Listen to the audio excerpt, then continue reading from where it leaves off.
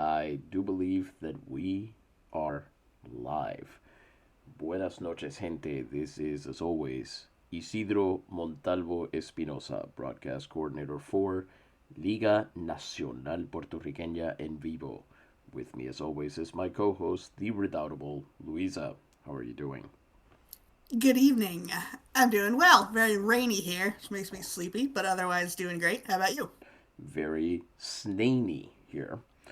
It Oh was dear. pouring for most of the afternoon, and then around 4:30 to 5 it started to turn into very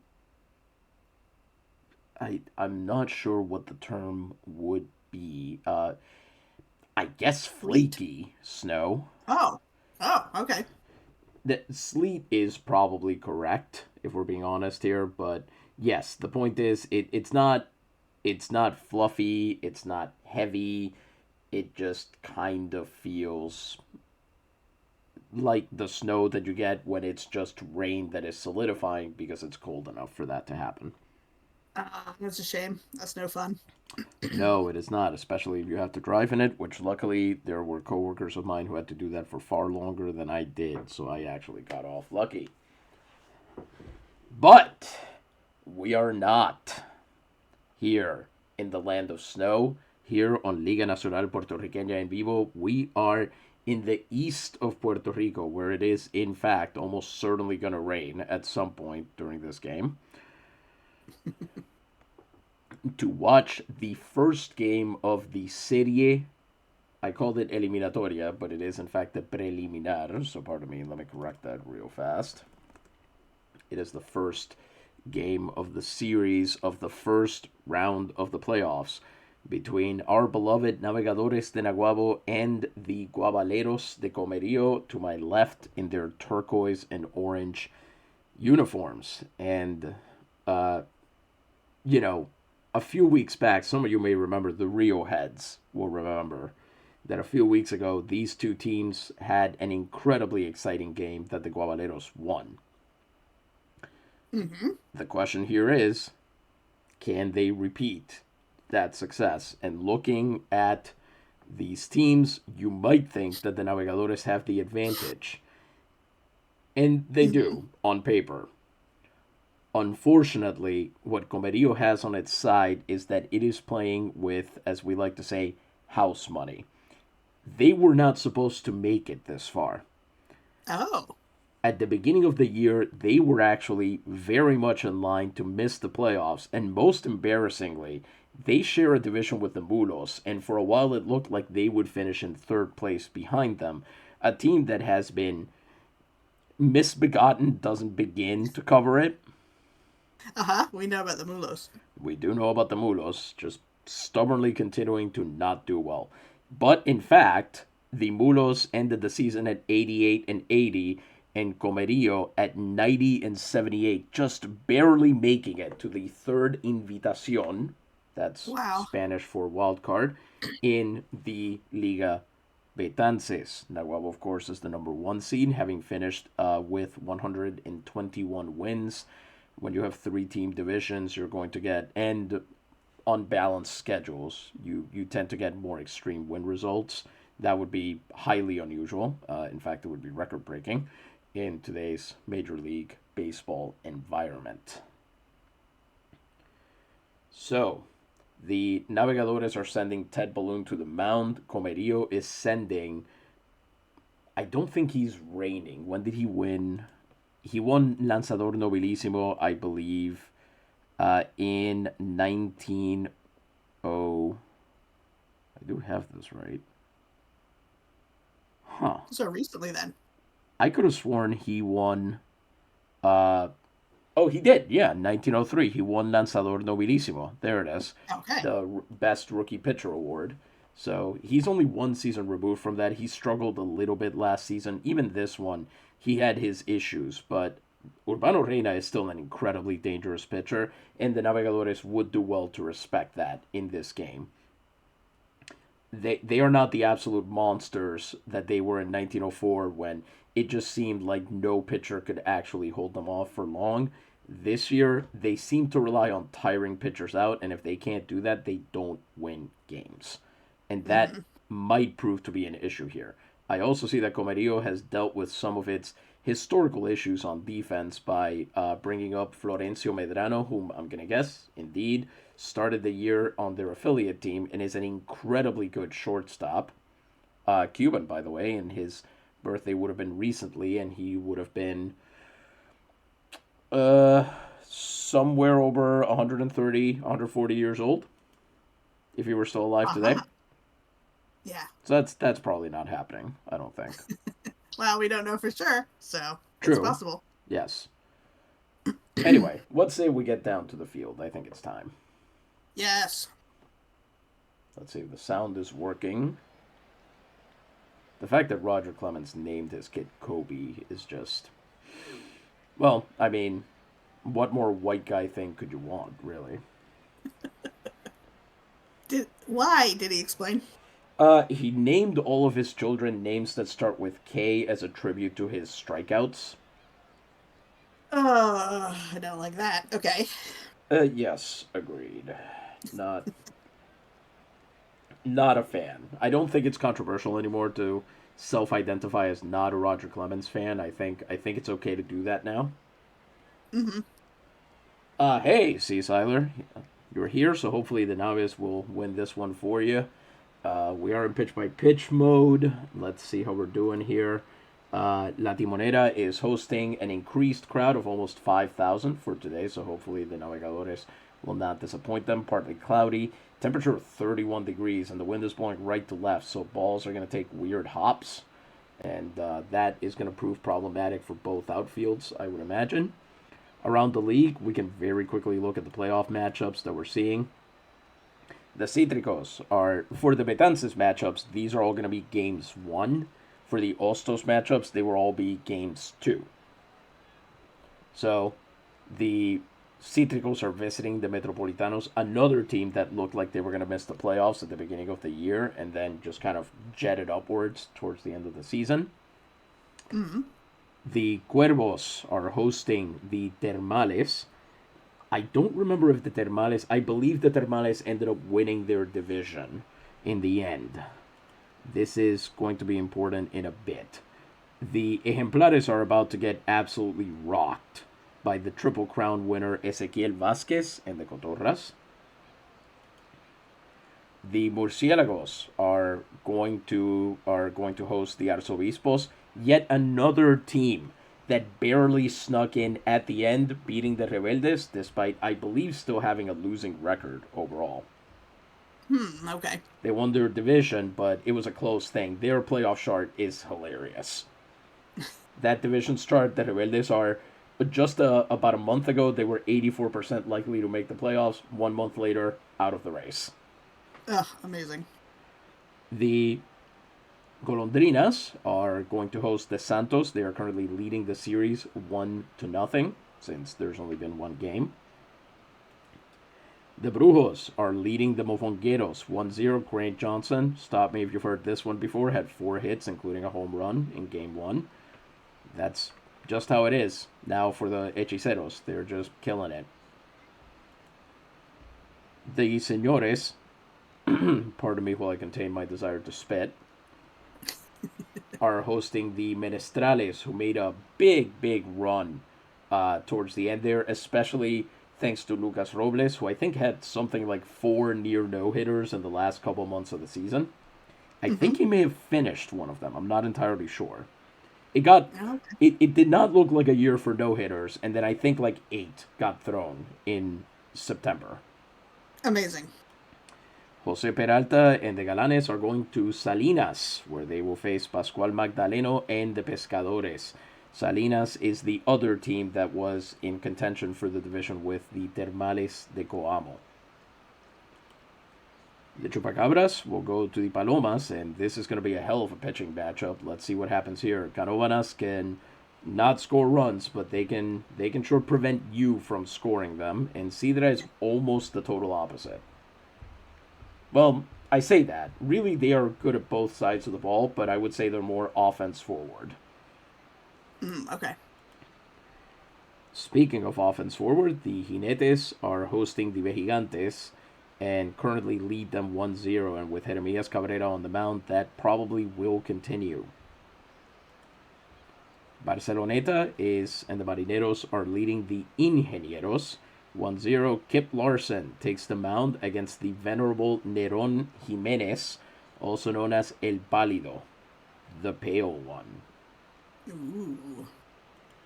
Quebradillas this is the funniest bit in all of the Liga Nacional Puertorriqueña. The fact that Quebradillas cannot stop beating Rafael Garcia, who once again won the Triple Crown this year and is certainly going to win his second successive Excelentísimo. They are almost certainly going to win this series again.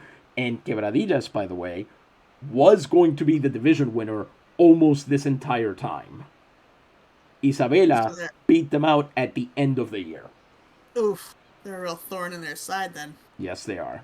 Lovely. Love it. The Quesiteros, you may remember, swept the Navegadores out of the national championship in 1903. Very embarrassing. Yeah. Yep.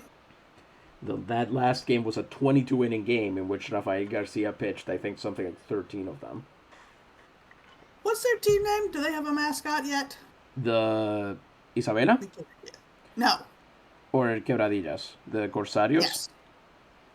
Ah, okay, yes. I do not think they do.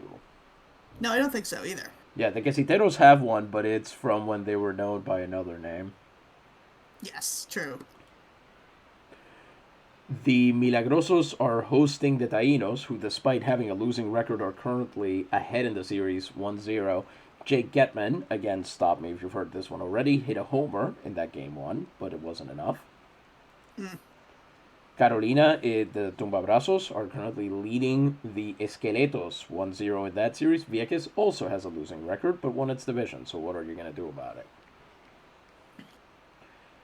Cabo Rojo is hosting the Guiristas, who more than anybody probably deserve to make it far. They made a lot of big moves, acquiring big bats Tomas Guia and Bob Molds, instantly making them the most homer-prone team in Liga Betances. Pardon me. And Dávalos and Lozano, this is a lefty-on-lefty duel that I would love to see live. Both of them are great pitchers, both injury-prone. Lozano has been on fire this year. It's just that his team doesn't score a lot of runs. Dávalos, obviously you can see the record's slightly better, ERA slightly worse. We'll see what happens there. And we're full circle. We're doing this so we can put that scoreboard away. Again, we're still operating on the theory. We seem to be more stable if they don't have to process all of these things. So, before we start our game officially, before we have our first pitch, read the lineups, which isn't the reverse order, but you knew that already. We need a word from the most beautiful of our beautiful sponsors. Louisa, who is this most honored of our honorables? This is the venerable Dr. Gonzalez and his wood tar liquor. Folks, 50,000 patients have been cured over 10 years with it. Chronic colds, rogue coughs, abundant chest discharges, asthma, bronchitis, and other respiratory ailments have all been cured by it. It helps with consumption and with bladder catarrh, that's inflammation. It purifies overhumored blood, and it whets the appetite for fattening, important in this cold weather. Not to be confused with other Dr. Gonzalez wood tar liquors, except no substitutes. And, of course, it's sold in all good pharmacies, especially San Juan's own Farmacia Guillermetti at the corner of Calle de San Francisco and Calle de la Cruz. Thank you very much, Louisa. Indeed, the wood tar is going to be flowing freely tonight, I imagine, because there's going to be a lot of digestive issues on both sides. That's exactly what everybody wanted to hear there, I'm sure. All right. I'm glad to see they're at home, though. I'm always happier at La Timonera and to be able to see that beautiful grotto, which I love so much. I love the grotto. We should name it after you. I imagine it's filled with balls that were never retrieved, coins perhaps, who knows what. Yes. Outfielders are just constantly throwing stuff out there for funsies. Maybe you keep a bottle of beer in there to keep it cool on a hot summer day. That actually makes a lot of sense. That would be Mm-hmm. good, yeah. Bottle of rum. Maybe that explains why the outfield defense has been so lackadaisical this year. Yes. At any rate, the lineup for the visiting Guabaleros de Comerío. Batting leadoff and playing right field, number 53, Gilberto Lopez. Batting second and playing third base, number 24, Palamedes Chavez. We still have not gotten an authoritative ruling on whether it's Palamedes or Palamedes, but we're fairly sure it's Palamedes because Palamedes would have an accent on the second A. Uh-huh. Batting third and playing left field, number 21, Turlo Ureña. Says Will, did you say digestive issues like reverse werewolf syndrome? That's right. That could happen. We're not saying it couldn't. Batting fourth and playing second base, number 13, Simonides Resendes. Batting fifth, the designated hitter, number 6, Aiden Gibson, who looks very worried. Mm-hmm. Batting. Is he young? He looks young. He is, actually, I think he's 31, so. Oh, he's just got one of those faces. Okay. He sure does. So does this guy. Batting sixth and playing center field, number 1, Orlando Gonzalez. I like that mustache, though. Yeah, I think this man might be trying out for the Twisted Metal TV show. I don't even know what that is. The one about big cars fighting each other, basically. It was a video game series first. Okay, makes sense. Batting seventh and catching, number 31, Berengario Aguilar. Says Will, NSP exists in all universes, including LNP. Yes, but in the LNP verse, it's in Spanish, you see. Batting eighth and playing first base, number 2, Nathanael Soto. And batting ninth, the shortstop, number 27, Florencio Medrano. And now the starting lineup for your Navegadores de Naguabo. Batting first and playing first base, number 16, Rob Feaster. The Grackle. Batting second and playing second base, number 4, Etaoin Shurdlu. The Font of Wisdom. Batting third and playing right field, number 56, Frank Del Castillo. Diablo Row. Batting fourth, the designated hitter, number 17, Pablo Salmeron. Rodillon. Sorry. Every time it gets me. I think I actually like it better if he is French. Rodillon. Batting fifth and playing left field and having changed his facial hair for the second time in the same season, number 37, Vidal Santiago. Well, that would make sense since he is the barber. Exactly correct. The barber of Aguas Buenas. Why, what I want to know is how he managed to grow that particular beard from what he had before, which was clean shaven. So, like, that just appeared on his face one day. Maybe he saved it so he could glue it on if he needed to. Probably. Yeah, I think he got tired of diving into the grass, so that's just there to protect his chin. There we go. Batting sixth, the shortstop, number 6, Benigno Valdez. Benji. Batting seventh and playing third base, number 12, Wally Bach. The Human Ripcord. Batting eighth and playing center field, number 27, Graham Underwood. Ham. And batting ninth and catching, it's number 0, Spike Stonehand. The man who needs no nickname. Pitching for the Navegadores de Naguabo tonight, number 2, Ted Balloon. Loony Balloony. You know the drill? We're going to get right to it. No need to read the stats. This is the first pitch of the first game of the first series of the 1905 playoffs. This is a Puerto Rico. There's that Puerto Rico that has been free since 1871 and proved again its freedom 30 years later. As Gilberto Lopez takes a fastball low and we are off, and the umpire is immediately proving to have been suborned by the opposition.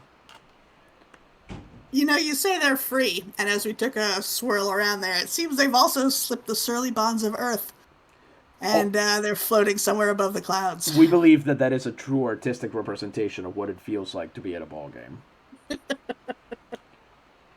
All right, fair. As Ted misses with that fastball 2-0. Let me guess, that's also going to be called a ball? No, apparently it's going to be called a strike, despite the fact that it is. Oh, it is slightly higher than the first fastball was. Fair enough.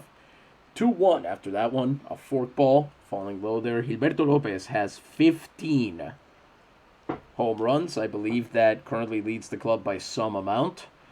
As that forkball misses wide, and it'll be a 3-1 count for Gilberto Lopez. Ted Balloon already proving to be in trouble. In fact, every other. So, Gilberto Lopez has 15 home runs. Nobody else on the Guabaleros, as of this day, appears to have more than one. Wow. 3-1 count. And he walks him. I believe this is exactly how the last game started. Uh-oh, don't say that. Man on first and no outs for Palamedes Chavez. With a man on base and no outs, Chavez fouls that one off the tip of the bat. And it's strike one on the fastball. That is swung on, and it's foul territory. Chavez fouls it off again, and it's 2 quick strikes on him on 2 fastballs. Let's see if Ted can bring in one of the breaking pitches and finish him off. And nope, that is a base hit to Vidal Santiago, who tries his best to get over there but can't quite make it happen. And that'll put 2 on with no outs. So here we go again. You can hear the Naguabo faithful already letting Ted know what they think of this performance. Mm-hmm. Here comes Turlo Ureña. 2 on and no outs for him. As Ureña, who has gone 294 against the Navegadores. Balloon misses low with that fastball, 1-0. That low zone this umpire has is going to kill him. I can already tell. Oh boy. That low fastball is supposed to be a ground ball inducer, and he's not getting the call on it. And now the hitters know that. Yeah. And then he does himself no favors by missing inside with a changeup. He really needs to stop pitching around these guys. It's not going to work. As Ureña attempts a sac bunt, and it will be successful. Both runners will move ahead, but Ted gets the out. So there will be men on second and third as Turlo Ureña's sacrifice hit, his first of the postseason, moves them up 1. Here comes Simonides Resendes, who I believe was the war leader on this club, as in wins above replacement, not the guy who was in charge if they had to go to a fight. Sorry, we may have watched the Warriors episode of What We Do in the Shadows very recently. I was just hearing another podcast talk about that movie. It's strange. I've never seen it, but it really, for a movie where nobody in it became a big star, as far as I know, it really stuck in the collective consciousness somehow. Resendes fouls that one off. Yeah, I guess the biggest name to come out of it is probably James Remar. Yeah, I guess so. He's the one who tells one of the baseball furies he's going to shove that bat up their ass and turn them into a popsicle. Which, you have to admit, improvised, that's a pretty good slam. Yeah, it is. Might even say it's a grand slam. There it is. Changeup fouled off. It's 0-1. That's also fouled off. See, if he was successful at getting the third strike, oof, he hit that off his foot. So that'll be 0-2. Let's see if Ted can actually finish him off, get the second out here. Nope. Resendes makes contact at the last moment, and it's still 0-2. A curveball there. Ted at 14 pitches here. Resendes continues to make contact. Bounces it foul again. 4 fouls in a row. 3 curveballs after that first changeup. And Ted just cannot seem to get anything past him. Will he do it here? Lanced into center field. Graham Underwood with the diving stop. And looks like they're going to hold the runner, I believe. Beautifully done from Ham there. Great defensive play from a guy who, during this season, often seemed to be struggling at defense. But great catch there to make the second out, and great throw to stop the runner. Nice. And here comes Aiden Gibson with 2 on and 2 outs. That was a fork ball that got hit into center field. Let's see if they can get out of this inning, as that is Lance to Rob. He makes it to first, and they're going to get out of it. Wow. Easy play by Rob Feaster, and the inning's over. A hit and a walk. But the Guabaleros strain 2, and now it's the Comerío fans' turn to get angry. Incredible. I did not think they were going to get out of that. That makes 2 of us. As we head into the bottom of the first, taking the mound for the Guabaleros de Comerío, number 29, Urbano Reyna. Since we haven't seen him before, we'll quickly let you know he went 24-12 this season, 374 strikeouts to 77 walks, an ERA of 2.15 over 385 innings and change. He has a fastball, slider, curveball, and sinker, but his money pitches are his changeup and his splitter. He's only 28. We should expect him to have a lot of strikeouts in this game, which could be very, very dangerous. The Navegadores, as we all know, love to be free swingers, and if they can't get hits, they're going to be in real trouble. Up first, it's our man, Rob Feaster. Let's see what he's got in store for us today in his first playoff at-bat of 1905. For the record, we ran something like 10,000 simulations of this exact series, as that fastball is called a strike, and yes, it is, 0-1. And the Navegadores overwhelmingly won, but I will say that this particular matchup, Reyna versus Balloon, had a weird allergy to letting Ted win it. So, that's interesting. Yes, I wonder indeed. why. Low and inside with that changeup, 1-1. I wonder if it's because Ted finds it easier to win against a non-strikeout heavy pitcher, as that is arced over left field. Should be an easy catch out there for Ureña, and he's got it. Out number 1. On a splitter, he's making contact at least. That is a good sign. If they're whiffing on it, that's a huge problem. Here comes Eto'o Shirley with 1 out and the base is empty. During the season, he hit .269. Kind of a surprising revelation as a hitter this year. He did very well for the first few months of the season as he fouls off that fastball, strike 1. Shirley, of course, known as the font of wisdom because he's older than most of the roster, and we can neither confirm nor deny this, but it appears that he ran away from a print shop in New Hampshire. Change up away, it'll be called ball 1. They've said that legend has it that on his application for a visa in Puerto Rico, which wasn't really a thing, so this is why we think it's an urban legend. At the time, you really wouldn't have been filling out a bunch of paperwork to get in. The one exception might have been if you were American, to be fair.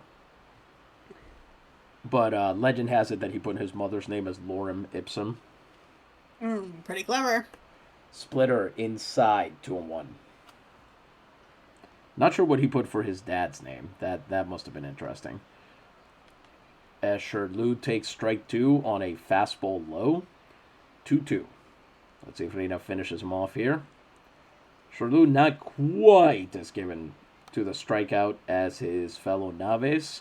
So hopefully he'll continue this at bat for a while, as it's still 2-2. He fouls off a curveball away. Reyna still under 10 pitches.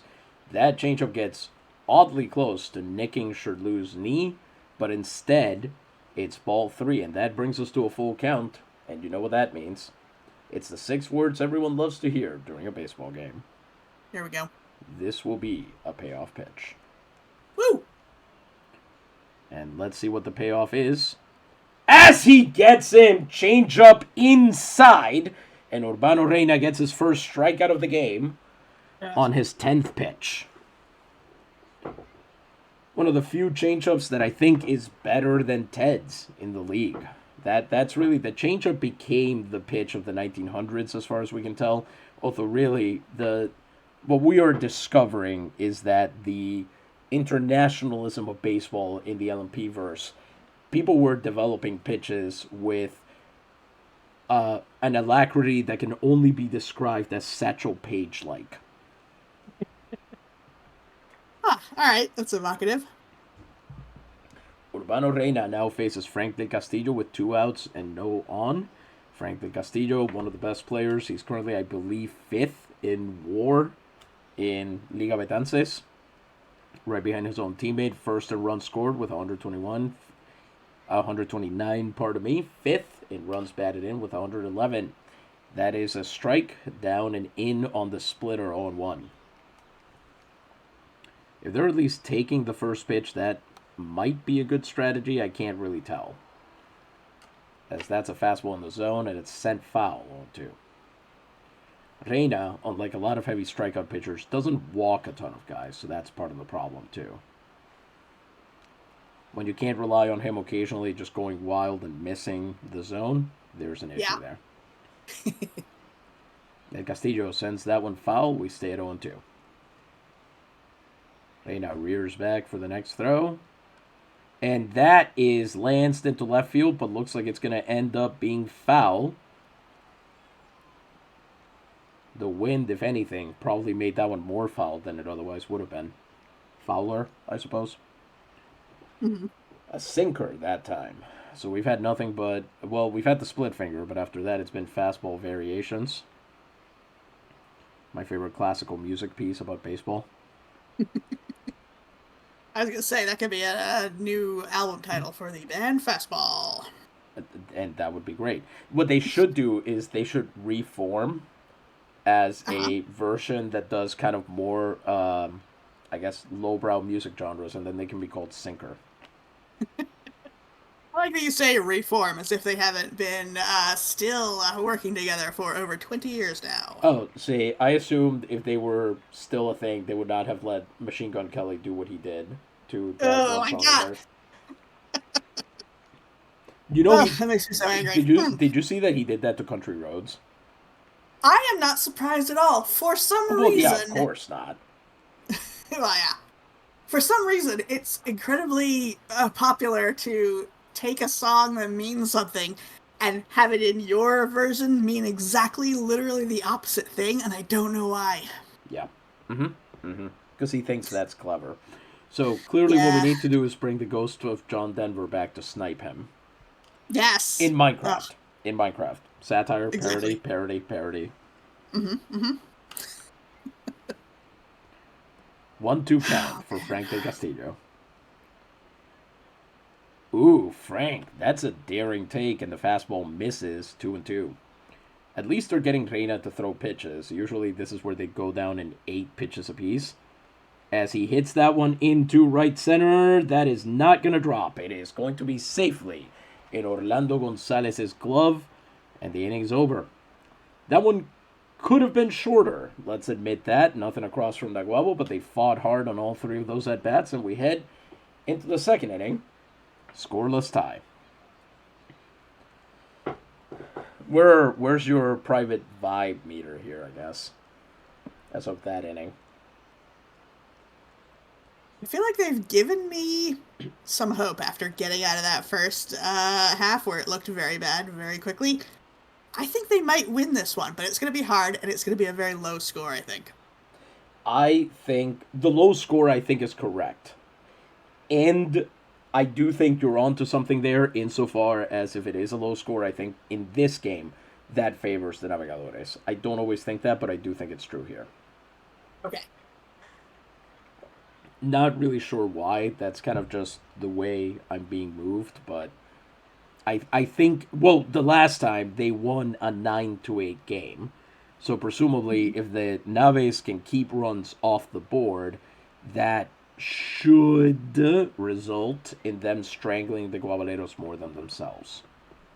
Yes, that would be nice for once. But we'll see how it is. Ted Balloon, after 1 inning, 17 pitches, a hit and a walk, and he got out of it, now faces Gonzalez, Aguilar, and Soto at the minimum. Gonzalez has 2 hits in 9 at-bats against Balloon. As he watches what's going to be another low fastball, 1-0. At least that's a consistent one. Balloon follows it up with another forkball outside, 2-0. The biggest weakness they have had this entire season is their refusal to change the game plan when something isn't working. And this is a Yeah. perfect example. They have missed with all three fastball, two forkballs, and it doesn't look like any kind of game plan against Gonzalez specifically. So what you've got is Ted wasting pitches. Yeah. Gentleman strike right down the middle. Gonzalez does not swing, and it's 3-1. Hey, he got a ground out there to Ted directly, and Ted being who he is, that's an easy throw out. Nice. Gets him out at first, and that's out number one. Beautifully done. Sure shut me up. Here comes catcher Berengario Aguilar. One out, and the base is empty for him. He is batting 2 for 13 against Naguabo, and you can see why as he whiffs right through that fastball on 1. The other nice thing about a game 1 is that the entire bullpen is available, so if we need to, they're there. Yes. Swings again right through the fastball. We might even have a secret weapon that we don't normally bust out on the stream. Ooh, exciting. 0-2 after second fastball there. And, ooh, Aguilar almost pulls the trigger on that one, but he contains himself, and it'll be ball 1. And you can tell Ted's pretty miffed. He thought that was going to work. You'll have to go to something else. And he misses with a low fastball, 2-2. I really do wonder what he's thinking with this low fastball. He knows it's not working. He's not getting the call, so... He loves to stick to one type of pitch, though. Mm-hmm. Yeah, the worst thing that ever happened to him was learning how to throw a fastball. Truly. just terrible. 2-2 count. And he fouls that one off, so we'll stay at 2-2. Change up, sent back. I guess that's better than being ball 3. So we'll stay at 2-2 here as Ted throws it again. And he got him. Aguilar strikes out on another fastball. Turned out he needed a reverse speed change there. He needed to go slow and then fast. Yeah. Now he'll face Nathanael Soto, the first baseman who has yet to get a hit against Balloon in 8 at-bats. This despite the fact that, and we've talked about him multiple times, Nathanael Soto at one point, well, his nickname is El Promedio, the average one. That's sarcastic. It seems like it wouldn't even warrant a nickname, right? Yeah, the joke is, he's not. Nathanael Soto was one of the best players of the late 1880s and 1890s. I believe he set the single-season record for stolen bases in the 19th century, and if I remember correctly, he's one of only a couple players to win 2 MVP awards in the 1890s, or as they're called in the league, Ilustrísimos. Wow. As Ted misses inside with that fastball, 1-0. In fact, let's see here. I'm fairly certain that Nathanael Soto's still pretty good as that forkball also misses. Nathanael Soto stole 51 bases this year, which might not be super impressive, but he is 41 years old. I was going to say, is he on his decline since he won those awards quite a while ago? It seems like yes. Absolutely. Outside with the fastball, and you can tell Ted doesn't think that because he is going nowhere near him. 3-0, fastball, forkball, fastball. Let's see if he can at least come back in and give Soto something to think about.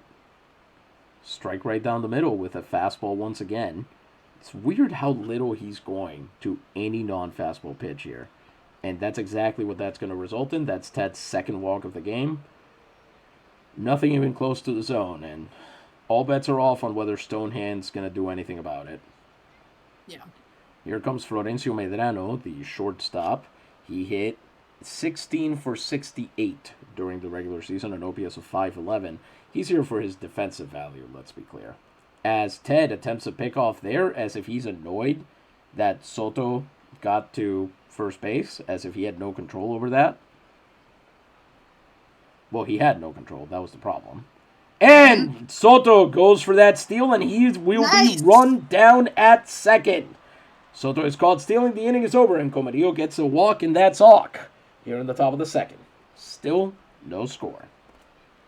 All right. If that was strategic to put him on base so they could bait him into stealing, and so Medrano would lead off the next inning, I take back everything I just said about their game planning. That would be genius. Would be. Here we go. Pablo Salmeron will face Urbano Reyna. Pablo Salmeron has one hit in 4 at-bats against Urbano Reyna, but that hit was a home run.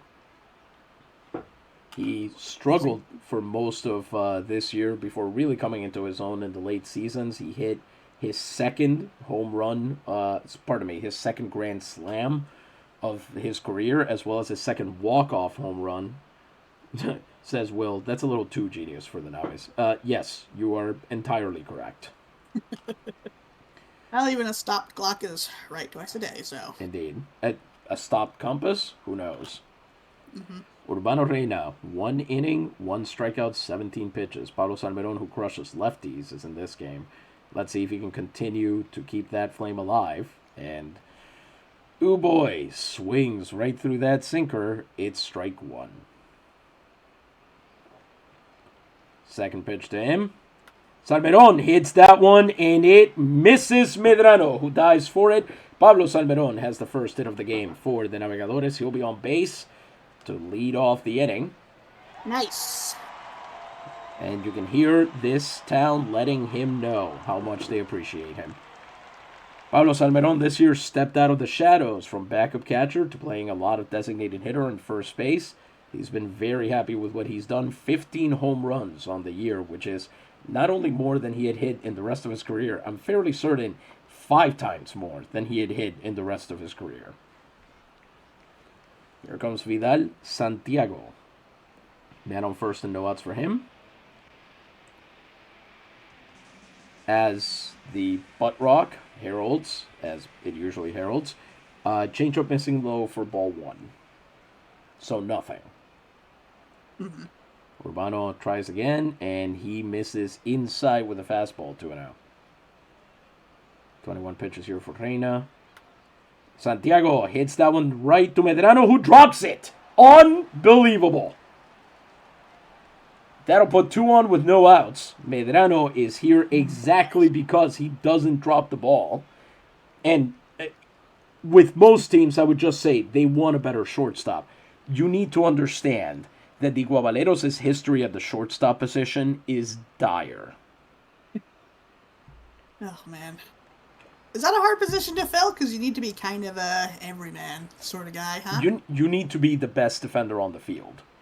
Okay. Let me put it this way. Of the guys that have fielded this position for the Guabaleros in the past, so Pablo Marcano did it for most of this year. He was terrible. And the other guy who's done it, Mario Santiago, is no longer on the team. I don't even know what he's doing these days. Oh, wow. Okay. Ooh, what is this? Show customizable. Whoa, I did not know you could do that. All right, 2 on and no outs for Benji Valdez, who is also on 1. He recently hit, well, not recently, it was July, but still, he hit 2 home runs in 1 game. That was completely unexpected, one of which was a grand slam. Let's see what he's got in store for us here. More butt rock. And this time it's Benji who contributes the fill in your favorite womp womp-esque sound effect as he swings right through a slider, 0-1. Benji fouls off that one. 2 quick strikes on him on 2 sliders away. Let's see if he can finish him off. Benji's been doing very well against lefties this year, so we're hoping that that will show up against Reyna. Did he get punched out? Would love to know, but it doesn't look like it since he's staying at the plate. Yeah. Sinker misses away, 1-2. Maybe he's just staring the umpire. Yeah, I'm going to stay here until you decide that I'm allowed to be here. I recently learned that when Roger Hornsby was a player, a rookie pitcher, thought he had thrown a strike to him and complained to the umpire, Bill Clem, who was a famous umpire of the time. Mm-hmm. And the umpire replied, "Son, when you throw a strike, Mr. Hornsby will let you know." Ooh. That's just count. The way it is, you might say. Mm-hmm. And he got him. Nice. Comes up empty, strike 3 for Benji Valdez on the splitter. Deployed it to great effect there. Only pitches that begin with S for that one. As here comes Wally Balk. He has never gotten a hit off of Reyna. 0 for 10.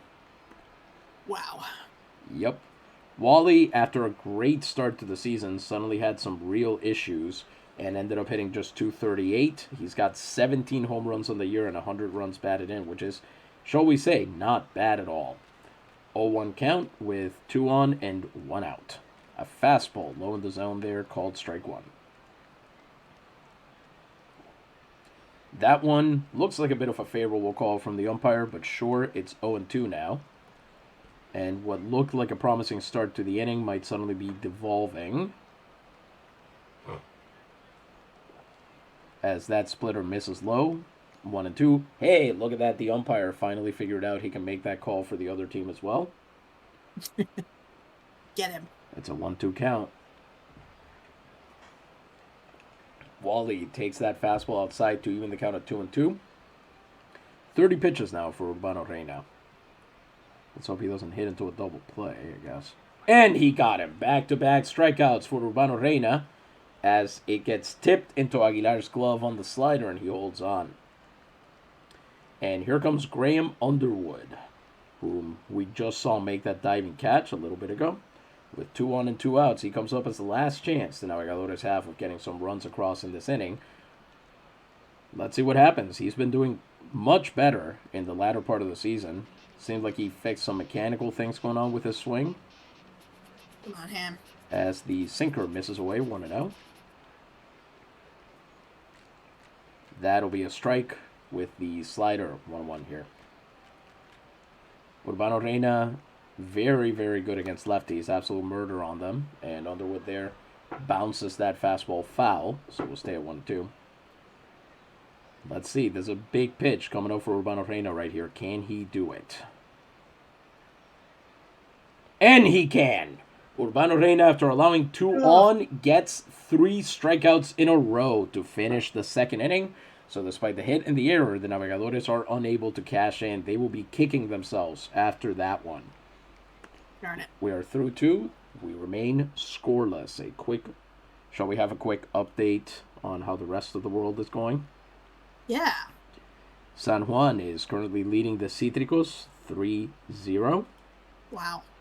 The Combatientes and Guiristas remain scoreless. So do the Tumbabrazos and the Esqueletos. Garm Geispers is up, the Belgian phenom for the Esqueletos, who made his rookie debut this year. I always wanted it to be Jispers, like whispers. But it's not. But it's not, unfortunately. Yeah. Luis Barajas of Humacao has a pretty special game going through 3 innings against the Taínos, but his own Milagrosos have not scored. Neither has anybody in the Quebradillas Isabela game. These two teams hate each other.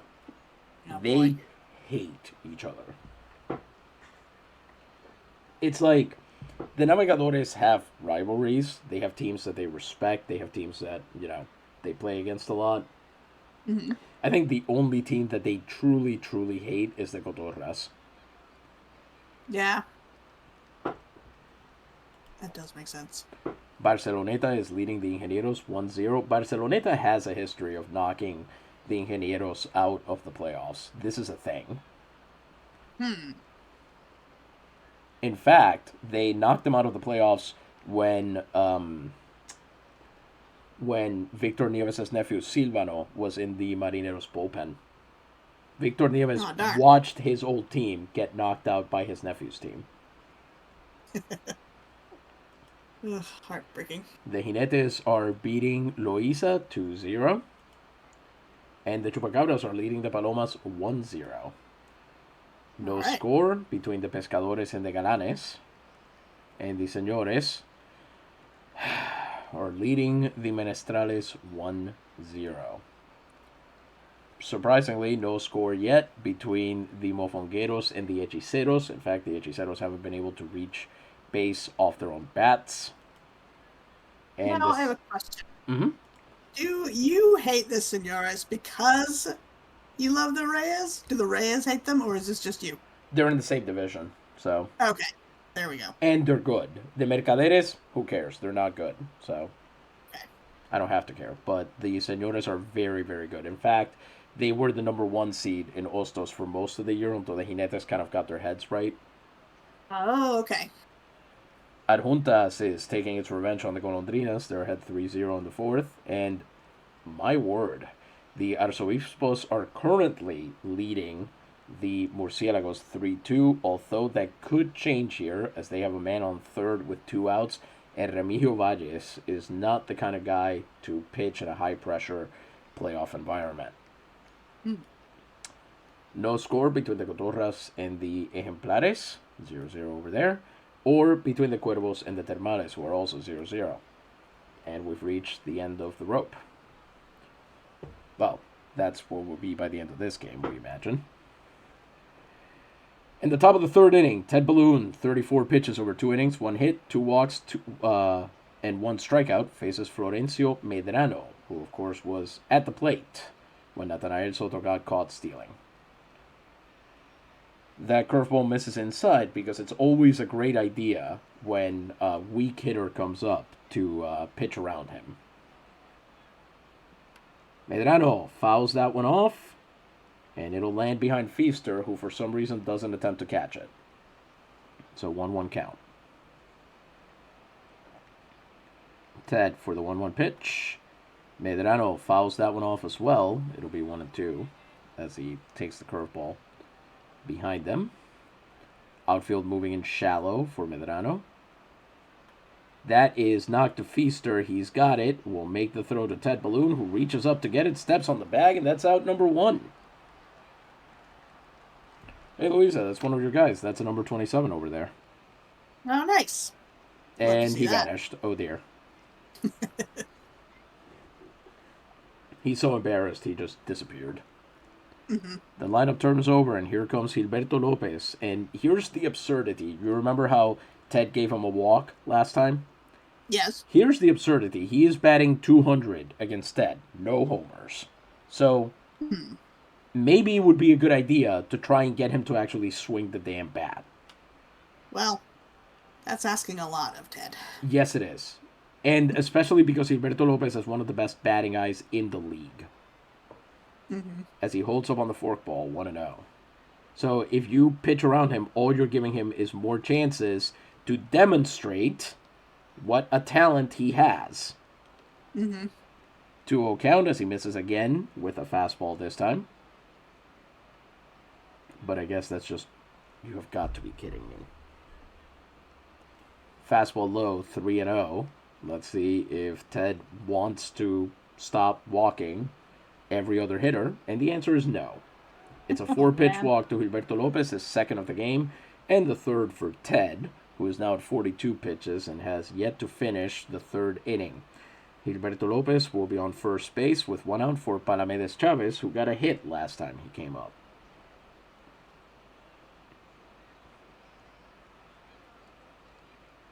Ted has not thrown a... Oh! Interesting. I did not think that was going to be a strike at all. So yeah. Doesn't look like it would be. No, but it's an 0-1 count. Chavez fouls that one off. And it'll be strike 2, 0-2. Balloon attempts a pick off there, but Lopez will be back in plenty of time with 2 strikes on Chavez. Let's see if Ted can finish him off here. Yes, he does! Second strikeout of the game. Called, looking on a changeup, froze him out with the slower pitch there, and that's out number 2. He will now face Turlo Ureña, who had a sac hit last time. That option is not open to them, so with a man on and 2 outs, Turlo actually has to try and use his bat. Or I guess he could draw a walk. That's probably the easier way to go with Ted. I feel like that's probably what he's thinking right now. Almost certainly. You know, I wonder what Turlo Ureña is thinking. I bet he's thinking, I am Turlo Ureña. That's what I would be thinking if I were him. It's a great name to think about. It is. For those of you who maybe are Turlo Ureña neophytes, the man is Irish and Cuban. And, like, from Ireland, for the record. Like, he was born there. 1-0 count as he attempts to pick off again to first. The man is safe. Oh, here we go. It's one of these games. Balloon throws back to first. Oh, look, it's a throw to the plate. Ureña fouls that one off and makes it 1-1.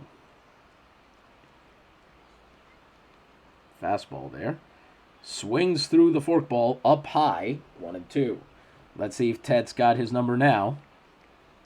Yeah, maybe. He does! It's Wow. a swing and a miss to end the inning on the forkball. And once again, I am forced to eat my words. This game planning might be smarter than I thought, as that forkball finishes out Ted's third strikeout and puts Turlo Ureña back to the dugout.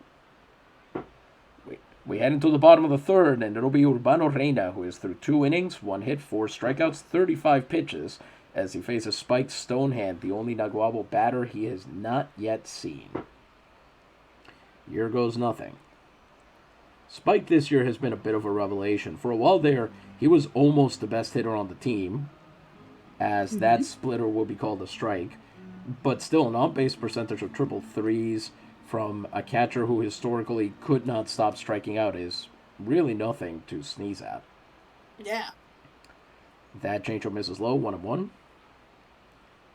And they've really got to depend on their lefty hitters, I think, as that fastball goes by him for strike 2.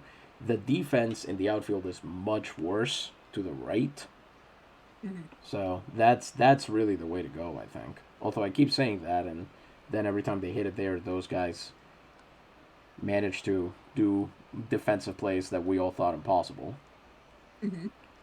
As the ump calls that foul on the splitter, 1-2. This is already better than I was expecting from Spike, I'll be honest with you. Often struggles with the first time seeing a hitter. That bounces to Florencio Medrano, and it should be an out. Yep, indeed, it was. That we're going to take another look at that one, as we didn't get to see a great angle on it. Stonehand grounds it out to Medrano, who picks it up on the bounce, makes a good throw off the back foot to get to first base, and he is cut down. Oh, boy. So 1 out and the base is empty as the lineup turns over, and here comes Rob Feaster with his apple cheeks and his little smirk. He is 0-1 on the day.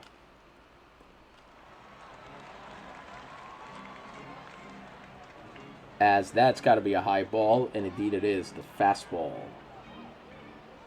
Barely. I'm 1-0. surprised it didn't count. The umpires are generally very uncharitable with high pitches. Okay. I don't know what it is about those. I think maybe the worry that it'll hit the batter in the face or the chest or something like that. That makes sense. They try to kind of discourage it. Fastball is low. It'll be called a strike, 1-1. Rob, who drew plenty of walks this season, as he fouls that one off to make it 1-2. Reyna already starting to get a little bit tired. Let's see if they can pounce on him.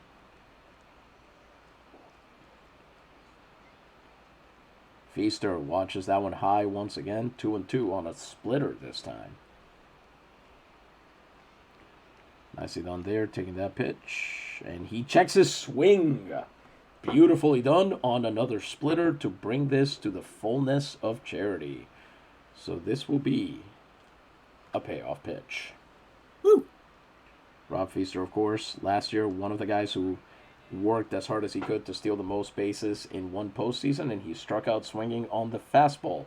5th strikeout of the game for Urbano Reyna, who so far, I will remind you, has only 8 outs into this game. So he has so far struck out more than half of the guys he's faced.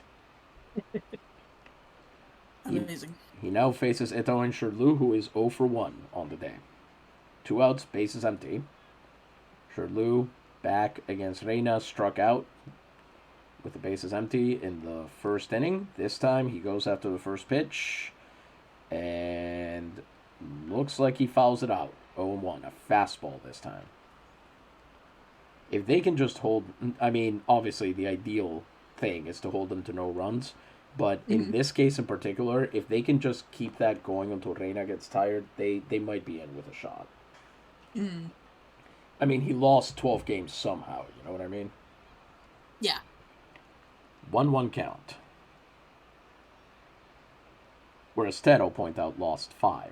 So, slider called a strike, was not a strike, but that's what it was called, 1-2. And Reyna taking advantage of that one. to try a sinker low in the zone, but Eto insured Lou knocks it foul. We'll stay at 1-2 then. Going for strikeout number 6. And he doesn't get it quite yet. That splitter misses by just enough. It's called low. It's 2-2 now. Reyna rears back for the unevening. Lou makes contact this time. Sends it to Resendes at second. He throws over to first base, and the inning is over. We are through 3 and remain scoreless in this pitcher's duel. The sides retired. The Navegadores get no one across. Before we continue with this game, we should have a word from another of our sponsors. Luisa, I will step away. The booth is all yours. And thank you. Folks, I want to tell you about, we were talking earlier about indigestion, so I would like to recommend Scott's Emulsion. A plump child is always interesting and admired, just as an unhealthy, rickety child inspires pity and commiseration. Good nutrition is fundamental for children's good health and well-being. Slimness in children is caused by either an inability of their weak stomachs to digest fat in most foods, or they are not fed those ordinary foods in sufficient quantity. In either case, this is a big problem that should be remedied administering Scott's Legitimate Emulsion. Made from cod liver oil, the most nutritious fat known to man, reduced to such small globules that children, no matter how enfeebled their digestive functions may be, can still digest and assimilate with amazing ease. It reaches the bloodstream directly, enriching and purifying it. It nourishes and develops living tissue and provides phosphorus and calcium salts so necessary for the nourishment and development of strong bones and nerves. It's of such pleasant flavor that children take it as if it were candy. Considered and recommended by doctors the world over as the best aid for developing organisms and the most powerful restorative. Quick disclaimer, Scott's Legitimate Emulsion is the only emulsion that neither separates nor spoils, nor does its white color change. It is the only emulsion that is inalterable. Scott's Legitimate Emulsion does not burn the mouth, nor fester in the stomach, nor does it cause diarrhea in children, and it is the only one doctors prescribe. No bottle is legitimate without our trademark of the man with a fish on his back. Scott and Bone, Chemists, New York. We've talked about this before. My co-host has tried this Scott's Emulsion. Flavored cod liver oil. I have never tried it myself. I've had plain cod liver oil, and it was really gross. But this one children take as if it was candy. I have, in fact, had Scott's Emulsion. I am a Scott's Emulsion child, and I am quite plump. So I think we can all agree that this commercial is 100% true. Zero Pinocchios on this one. You got strong bones and nerves. I've never broken a bone. There we go. I'm just saying. I don't even think that I don't even know if I've particularly sprained one.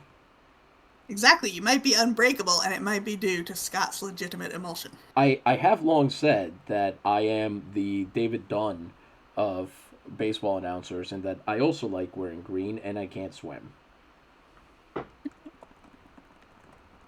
Fair enough. Is this the limit of your unbreakable knowledge? Yes. Fair enough. We don't need to continue down this road. I'm just letting everybody have the incredibly exciting score update that no one has gotten a run across. Yeah, that's important. You know, I know we're against the Guabaleros, but the uniforms are so good.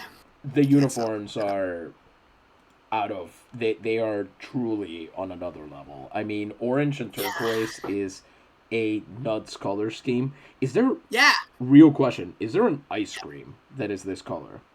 Orange and turquoise like this? Hmm. I can only think of Tiger Tail, but that's orange and black swirled with white, and I don't know of one that has. I I thought mean, Rainbow Sherbet wouldn't have such a strong orange, though. that's the thing, yeah. That's a very good point. That's probably the closest to what I'm thinking. Mhm. And now I'm wondering if maybe I just remember seeing maybe some pistachio next to another Ah. flavor that maybe was could have been like chocolate or coffee, just a brown. But in seeing these Ah, is making me think I really cannot remember this, but interesting. I I like it because red and green are opposite on the color wheel. They're complementary colors, but this is such a scarlet red. It's tipped into orange, and the green is so soft and cool, a very blue shade of green, that is just fascinating to look at. And there's one player, I forget who it is, on the field today who also has those mint green shoes, and I love that. there might even be multiple of those because each player kind of gets to decide Hmm. which color they want to wear, and they usually either pick team colors or occasionally they'll do black, white. I think they're allowed also red, maybe. I don't Nice. remember. At any Well, rate, it's a great look. yeah, let's see here. Oh, I'm sorry, I forgot. I was gonna try and find the name for the shade of that orange Okay. I because I like that scarlet is actually an orange red. Not a lot of people know that. You think of that as a true red, but it's not. let's see what's. I don't think I'm gonna be able to find an official name really, but I do know the hex code. So here we go. This I believe I grabbed. It is aerospace orange is the technical name. Ooh. Ooh, exciting. Is that NASA related, do you think? Possibly. I did notice the other day we were watching 2001, and I did notice that there was a red spacesuit, a blue suit, and a yellow suit. But it seemed like Hmm. they could just wear whichever one they wanted to wear on any given one. I had thought this entire time that each astronaut kind of picked which one they were going to wear. Yeah, you think that would be important for like videotapes or anything to Hmm. know what had happened later if you needed to know who was who? I don't know. Exactly. Yes. Real space Power Rangers vibe to it. Yeah. Power Rangers in Space, which was a real series. Please don't copyright strike this. At any rate, Ted Balloon comes out for the fourth inning. 3 innings, 1 hit, 3 walks, 3 strikeouts, 49 pitches. He faces Resendes, Gibson, Gonzalez, and we'll see where we go from there. Resendes 0 for 1 on the day as he misses with a fastball, ball one. Do you think it would be faster to only tell you when he throws a strike? It might be actually, yeah. Resendes checks his swing on that fastball, 2-0.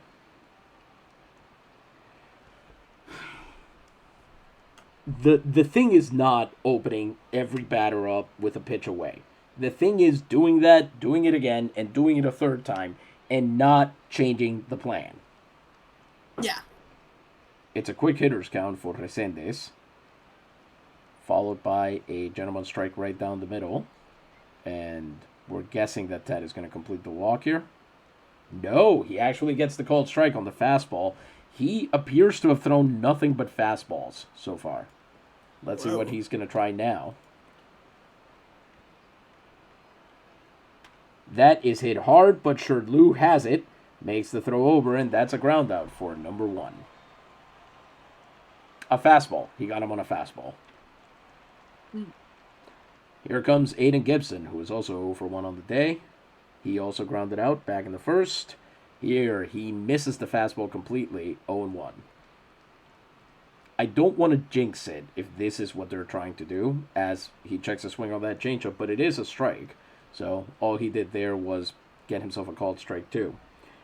Hmm. The one thing I will say, the one possibility, slight though it may be here, is that the plan is to overwhelm them by pitching away fastballs, all of that, early on when Ted is fully high energy and see how many strikeouts he can rack up that way Yeah. and weak hits and that kind of stuff. Because Ted, I've noticed, has a tendency later in the game to just start racking up strikeouts. Hmm. So I think they switched the game plan the third time through the lineup, which is important because that's exactly when those guys are going to start getting used to you. Yeah. So 2 quick strikes on Gibson. Let's see if he'll finish him off. Gibson makes just a little bit of contact there with the forkball and sends it foul. We'll stay at 0-2. Ted then barely misses with a curveball, 1-2. Just a bit. And Gibson goes down swinging on the fastball. 4th strikeout for Ted Balloon today. 2 outs, bases remain empty for Orlando Gonzalez, who is 0 for 1 on the day. He has facial hair that is... I don't think this is quite right. This is not the actual person I'm thinking of, but somewhere in the orbit of a Vincent Price. Okay. Like one of those horror movements, film companies, maybe. I don't quite know what I'm seeing here, but there is a filmic look to it that I can't get out of my head. Like a Hammer horror kind of look, maybe? Possibly, as the changeup misses away. One of the more... I wouldn't call my Hammer horror knowledge encyclopedic exactly, as that is popped up way in the air. Hey, Louisa, what are those called? A can of corn? What are we asking? That is exactly right. Okay. Big can of corn right there for Shirt Lou. And the side is retired. Comerío goes down in order.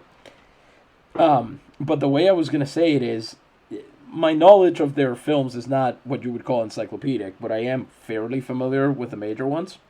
Mm-hmm. And I don't think this is a correct characterization, but it would be like one of the more racist ones, basically. Okay, yeah. It feels like the facial hair of a low-rent villain in a Mummy knockoff, if that makes sense. Yeah, I can see that. There's a lot of movies about mummies. There sure are. Urbano Reyna comes back out for the bottom of the 4th. He is through 3 innings on 52 pitches, 1 hit and 5 strikeouts. He will face Frank de Castillo, Salmerón, and Santiago. Salmerón, of course, got the only hit anybody's gotten off of him. De Castillo, who's actually worse against lefties, but we had to play him anyway, is here. He's 0 for 1 on the day. Let's see what he can do. As De Castillo swings right through a fastball that almost certainly would have been ball 1. But that's why Urbano Reyna is so good at what he does. That, and he has a name that just sounds great. Urbano Reyna. Mm-hmm. Fastball low in the zone there, 1-1. From Urbano Reyna. Inside with a slider, 2-1. I think this is a weird meditation to have, as Frank is currently proving me wrong by watching that sinker miss low, 3-1. I think Puerto Rican men are born with some kind of mutation where they...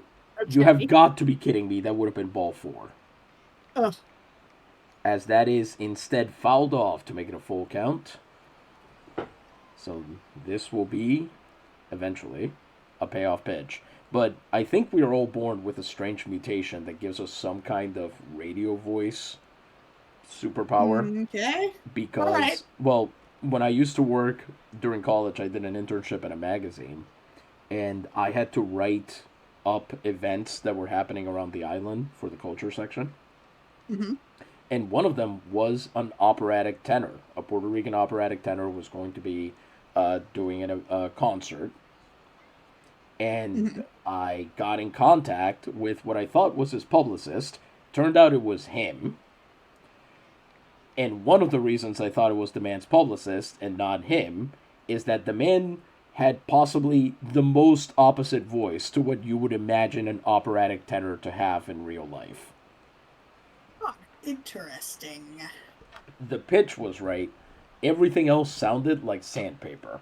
But I've heard recordings of him, and he doesn't sound like that singing. So... So strange. Very. And you would think, if anything, you would try to be soft on your voice when you're not singing. So that's why I was so confused. It's like, wouldn't that hurt? Wouldn't that irritate your throat? Yeah. You have to wonder. Maybe he's like, I don't know. I guess there are actors that are like that too. They're known for having voices like that, but they don't necessarily always sound like it. So, Mm-hmm. at any rate, payoff pitch coming in, and strikeout number 7, I would imagine. Sure enough, De Castillo goes down swinging on the fastball, and it's strikeout number 6, pardon me, for Urbano Reyna. Pablo Salmerón comes up next. He is 1 for 1 on the day. The only base hit the Navegadores have been able to get off of him. Base is empty and 1 out.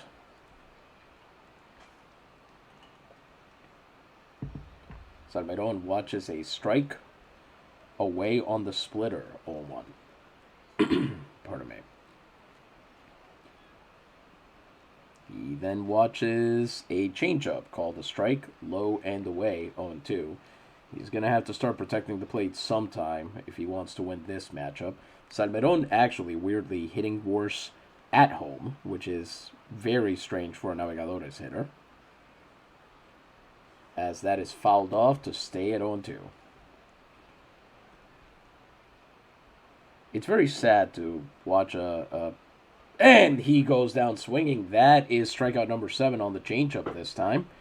Oof. So here comes Vidal Santiago. It's not like they're not fighting him, is the thing. That's the annoying bit. They're fighting through the at-bats. It's just he's overmatching them anyway. So with 2 outs and the base is empty, Vidal Santiago 0 for 1 on the day. Back in the second inning, he was able to reach when Medrano dropped the ball. Certainly that's not going to happen again as he fouls off that sinker, 0-1. Santiago chops that one foul. A high slider there. Did not quite reach the velocity to escape the zone. And Reyna just needs one more strike to finish this inning. He doesn't get it as that slider misses low and inside, 1-2, but he's got time on his side and the pitches to play with. Misses inside again with a slider this time, 2-2. Interesting. Nothing but sinkers and sliders to our man Santiago. Wonder if he's got a splitter hiding away for the put-away pitch. Mm-hmm. Santiago grounds that one out to first base there. And it'll be an easy get for Soto to run back to first and end it. Navarro goes down in order in the 4th, and there's still no score as we are through 4 innings now. Let's take a look at how we're doing in the rest of the series. San Juan remains ahead of Las Marias 3-0 in the 5th inning. Still scoreless between Cabo Rojo and Peñuelas. And between Carolina and Vieques. And Carm Keispers is back up. Again, I'm starting to feel a little deja vu here. Gurabo and Humacao have both scored runs so far, and in the bottom of the 5th, René Rebelde is up to bat against Gaspar Garcia of the Taínos. They've got a man on third with 2 outs, and they've just tied the game. That's a real comic book name off right there. Yes, it sure is. René Rebelde used to play for the Libertadores, actually. He was traded in the offseason. He used to be the main guy keeping Benji from winning defensive award. And then once he got traded out of the league, 4 other guys showed up to all do the same thing. Wow. Yep, very annoying. Isabela is leading Quebradillas 1-0. Very unfortunate. Barceloneta remains in the lead against Rincon 1-0. Neron Jimenez holding his own though. Bannon Quinton hit his first, whom you may remember our non-binary hero of the Bucha. Is there, does hero work as a gender-neutral term? I am aware that I should know this as the classicist in the room, but... The thing is, I don't know if it's based off of a verb stem, because if it is, then presumably something like heroine or something like that, somebody who does hero things, would be the gender neutral. Although that is, no, I think that's masculine. I don't remember if there's a neuter version of that. Well, the neuter in Greek is usuton, actually, so That should work. It has been a very long time. I'd have to dig out the textbook. Point is, Bannon Quentin, who won our Bucherones a la Carga a few weeks ago, hit his first home run, and Loiza is off and running. They're up 3-2 against the Jinetes. Chupacabras are up 1-0 against the Palomas. They remain ahead. Fernando Mota really holding his own in his first postseason start. He grew a beard at some point, a very ratty one. Jose Peralta fighting against the Pescadores. The Galanes, by the way, not a very good team, but Jose Peralta, very good pitcher. 5 strikeouts so far in this game. Ponce remains ahead of the Menestrales 1-0. And Guayama is ahead of Corozal 1-0. The Golondrinas have pulled within 1 against the Santos. They are now down just 2-3. And Aguada remains ahead of Camuy 3-2. They are still in the 3rd inning because they have been delayed by rain. The Cotorras and the Ejemplares have each scored a run. The Cotorras have 5 hits in the game. To the Ejemplares has 3. And Ezequiel Vasquez has struck out 6 as of the top of the 5th inning. And the single run between the Termales and the Cuervos is a solo home run from center fielder Gabriel Tamayo, formerly of the Valencianos, which is also the only hit from the Termales side of the equation. And that's all she wrote for that round update. We'll be back sometime during the 6th or probably the 7th inning. We'll give these games a chance to get wilder. But before we do that, we're here in the 5th, and Ted Balloon is going to face Berengario Aguilar. Berengario Aguilar is 0-for-1 on the day. Ted Balloon, 4 innings, 62 pitches, 4 strikeouts, 3 walks, 1 hit. Let's see what Aguilar... And there it is. Well, it wouldn't be a Ted Balloon start until a fastball escapes his grasp. Just a bit outside there, and Aguilar will make it to first. Let's be real, that's probably about the one way he'd do it. Yeah. Nathanael Soto, who drew a walk last time he came up, comes up, and now the Navegadores have a problem, as Ted's got to get Nathanael out without issuing another free pass. Not that it's a free pass if you get hit, but, you know.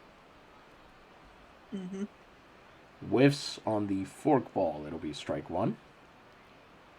That's another strike. Do mine eyes deceive me? 2 strikes in a row from Ted to a decent hitter. It's 0-2 here. Let's see if Ted can finish him off. No. The answer is no. He misses completely outside with a changeup. It's 1-2 now. And then he misses again with a forkball away. 2-2. Soto fouls that one off, so we'll stay at 2-2. As Ted now approaching his nicest pitch of the night. Or so we hope, anyway. Got him!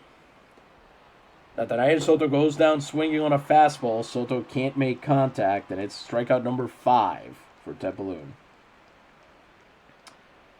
So here comes Florencio Medrano, who's 0-for-1 with 1 out and 1 on. You know, we had talked about the pastelillos de Chapin that the Navegadores probably serve for concessions. Yes. As Medrano pulls back on that bunt to take the pitch instead, 1-0. But now I'm wondering what the Guabaleros would have. Yeah. As he fouls off that second pitch, a changeup, 1-1. Because I don't know about you, but I do not particularly want to eat whip spiders.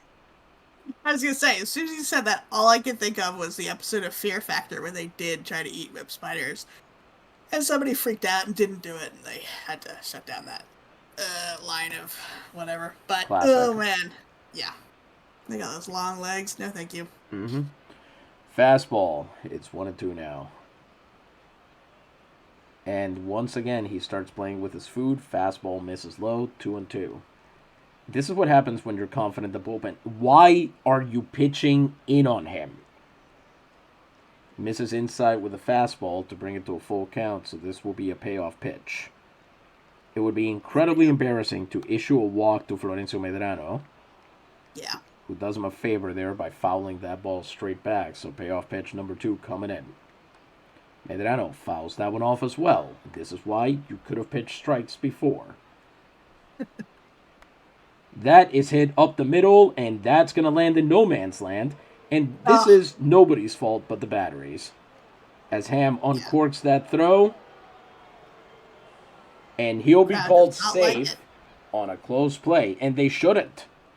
That was a terrible game plan against the weakest hitter in the bunch. With one out and runners on the corners, now they have to face Gilberto Lopez, who has drawn 2 walks.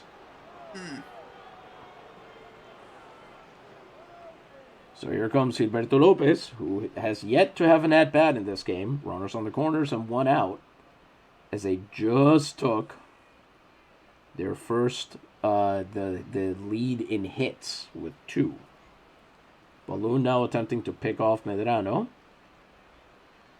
which is something else Ted likes to do, take revenge on somebody who his only sin was getting on base. A few weeks ago, I think it was Sherlew that got hit during a game, and Ted, in revenge, hit 3 opposing batters. Oh, man. That's more than an eye for an eye, Ted. Sure is. As that fastball was not a strike, but it got called one. Fastball away, 1-1.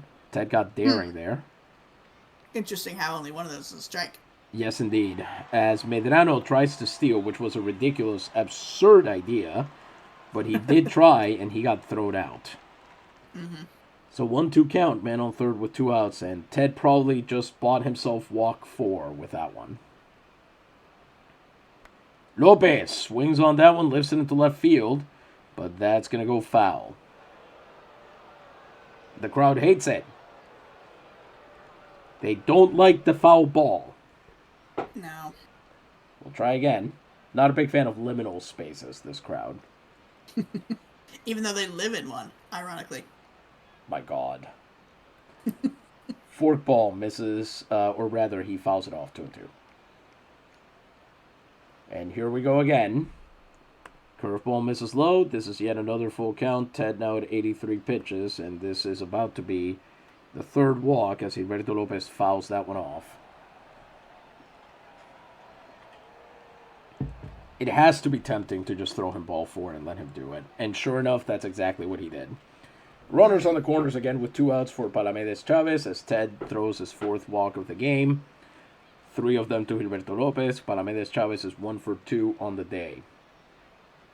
So he's already gotten a hit, and you're opening him up with a ball. Like, fastball misses low. Very low. 1-0. That is swung on, lifted into right field. Frank de Castillo coming on, and it's an easy flyout for him to end the threat.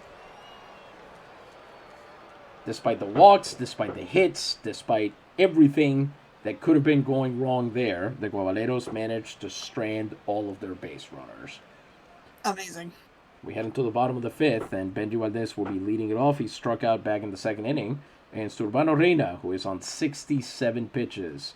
They've got to get 20 pitches out of him in this inning to stay on pace. I don't think they can do it. Let's see. Next up, it's going to be all righties. So we're going to put Francis Norman and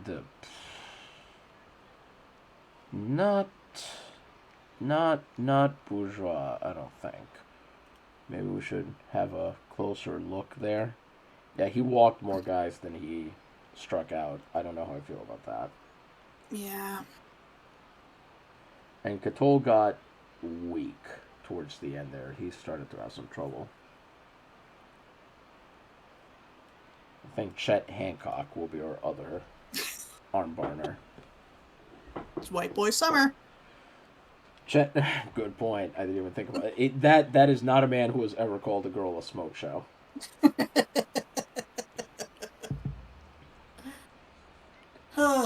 A guy, you're right. A guy named Chet Hancock would be a big Jack Harlow fan. I feel like calling someone a smoke show would be a real insult at the turn of the century with the Industrial Revolution and all. That's a very good point. Says Philly Bean, is old Ted Hot Air Balloon already going out? Not quite yet. He hasn't been... We haven't turned down the heat on him just yet, but we're getting ready in case it happens. First pitch, Reyna to Valdez. Let's see what he's got. Even the caps are so cool. That fastball misses outside, 1-0. I like more contrast, though. I like when it's a green cap and not the scarlet one. Well, no. It's the same cap. It's the catcher is just wearing a different one, I think, because that's a helmet. I prefer that one. Yeah. 2 balls, a fastball and a slider to Benji Valdez there. And a quick hitter's count, as I believe that will also be counted a ball. So 3-0 for Benji, who's already doing a good job here. 70 pitches. If you can draw the game just does whatever, but the catcher usually just wears their regular hat backwards, right? Sometimes. Sometimes it depends on the catcher. Some of them like to wear more complicated setups. Oh, okay. He misses with a fastball, and there goes Valdez, drawing the first walk of the game from Reyna. And this is about to get interesting. Aguilar, I believe, he has an okay arm. Nothing too special. He's really more of a first baseman, but he could do okay. And then Urbano Reyna is a pretty good holder. So this might be a 50-50 shot, whether Benji can make it to second. Because you know he's going to try, right? Yeah, definitely. We're all clear on that. Okay, good. Wally Balk, 0 for 1 on the day. Here goes nothing. Wally, of course, struck out last time he came up. That's catching.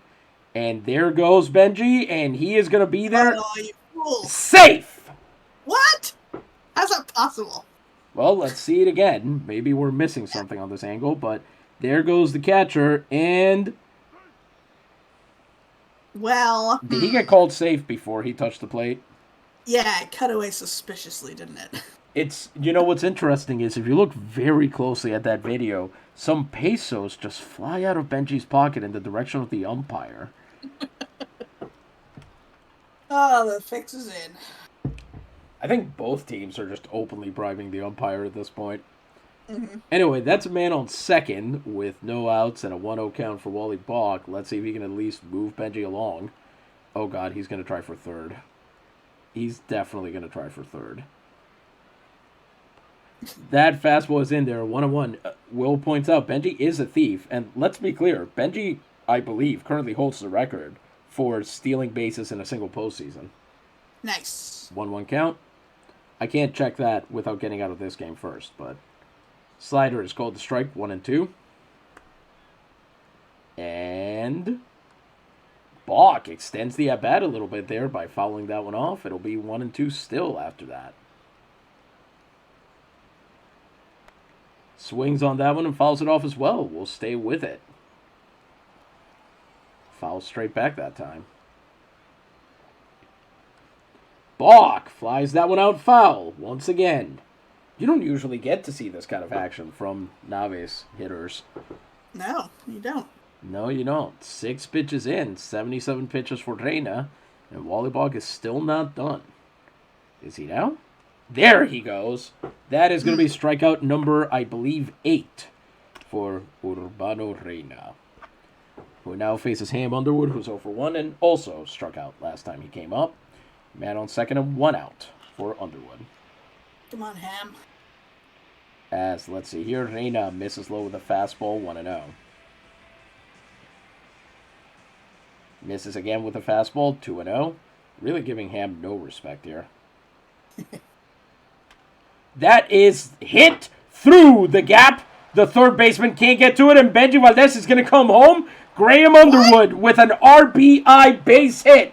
And the Navegadores take the lead here in the bottom of the 5th. It is going to be a stand-up double for Graham Underwood. Oh, man. Amazing. As Ureña has to scoop it up in the corner, Underwood slides, and he is safe.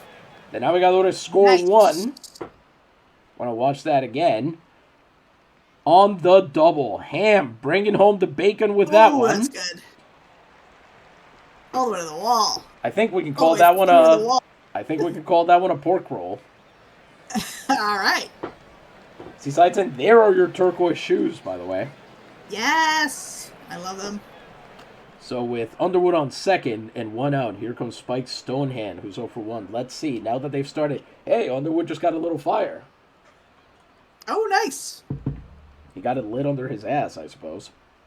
About time. Here comes Spike Stonehand. Let's see if they can extend this lead here.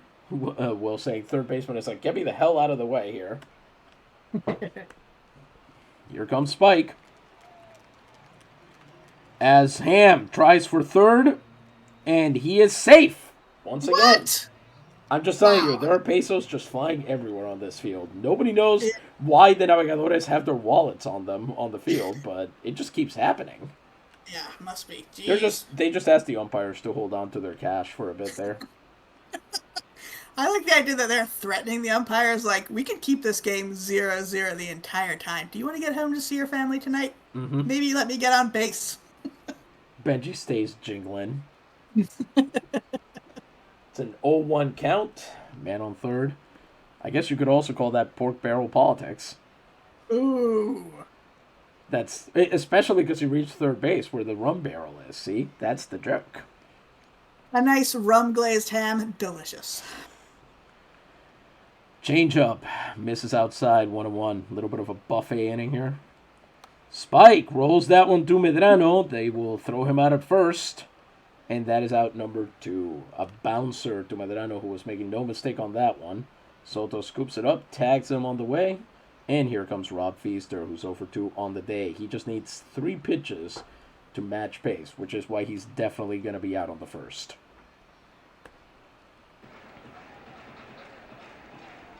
Feaster watches that pitch.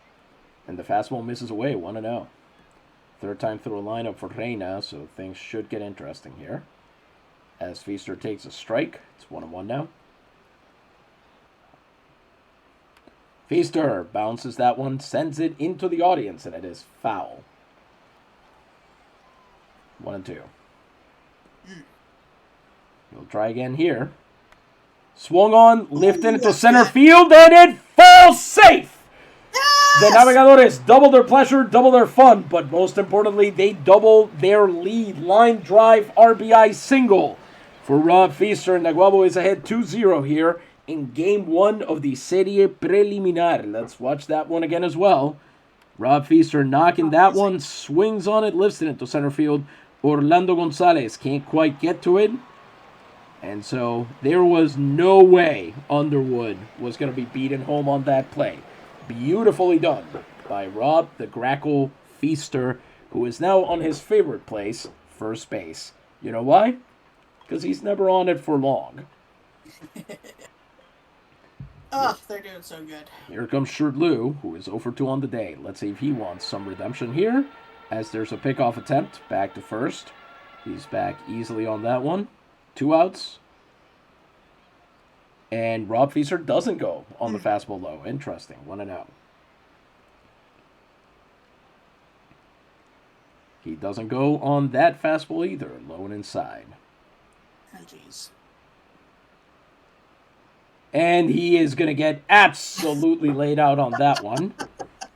So they do get him. Aguilar makes a perfect throw, and Feaster will be out stealing.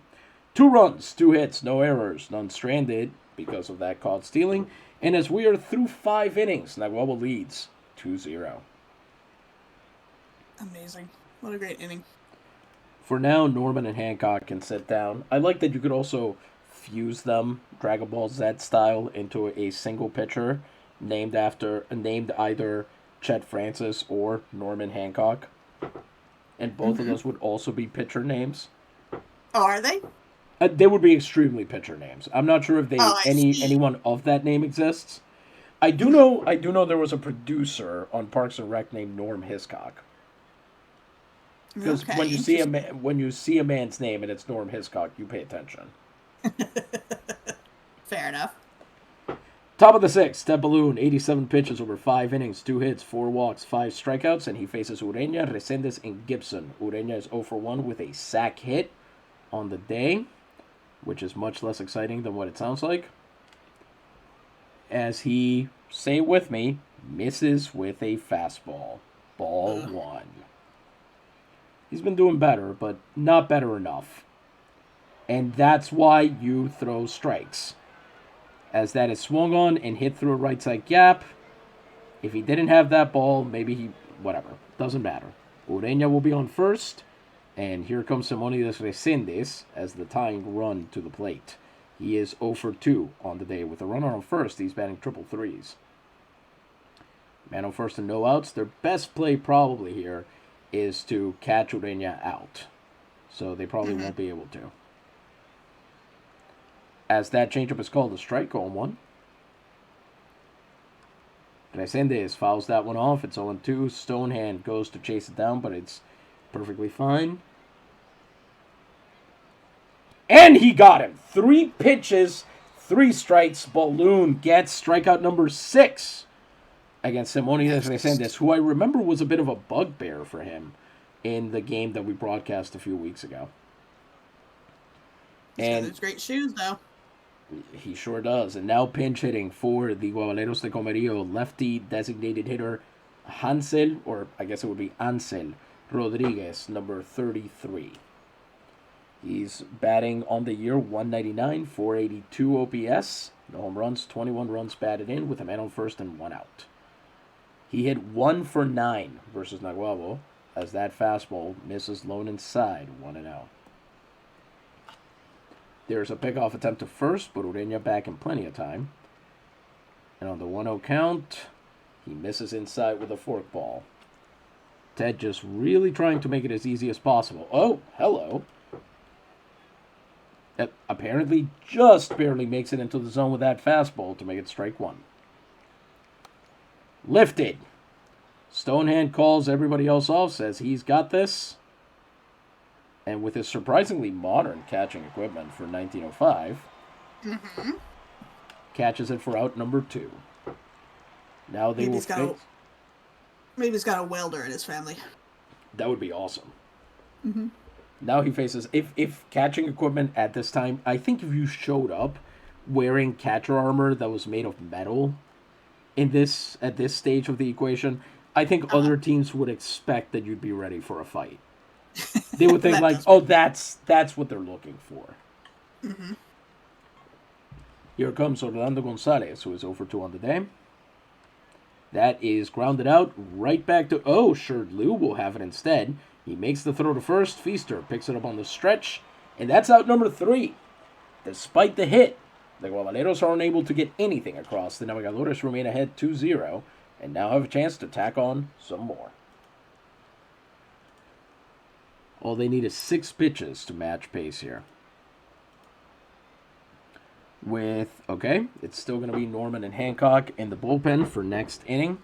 Urbano Reyna will face Sherdloo del Castillo and Salmeron. Reyna is at 91 pitches over 5 innings, 3 hits, 2 runs, 1 walk, and 8 strikeouts. Sherdloo is 0 for 2 on the day. I even love the socks. Those are great socks. With the aerospace and the turquoise, the black socks is such a classy touch, I think. Yes, very much. Sinker, low and away, called strike 1. Pardon me, low and inside. Called strike 1.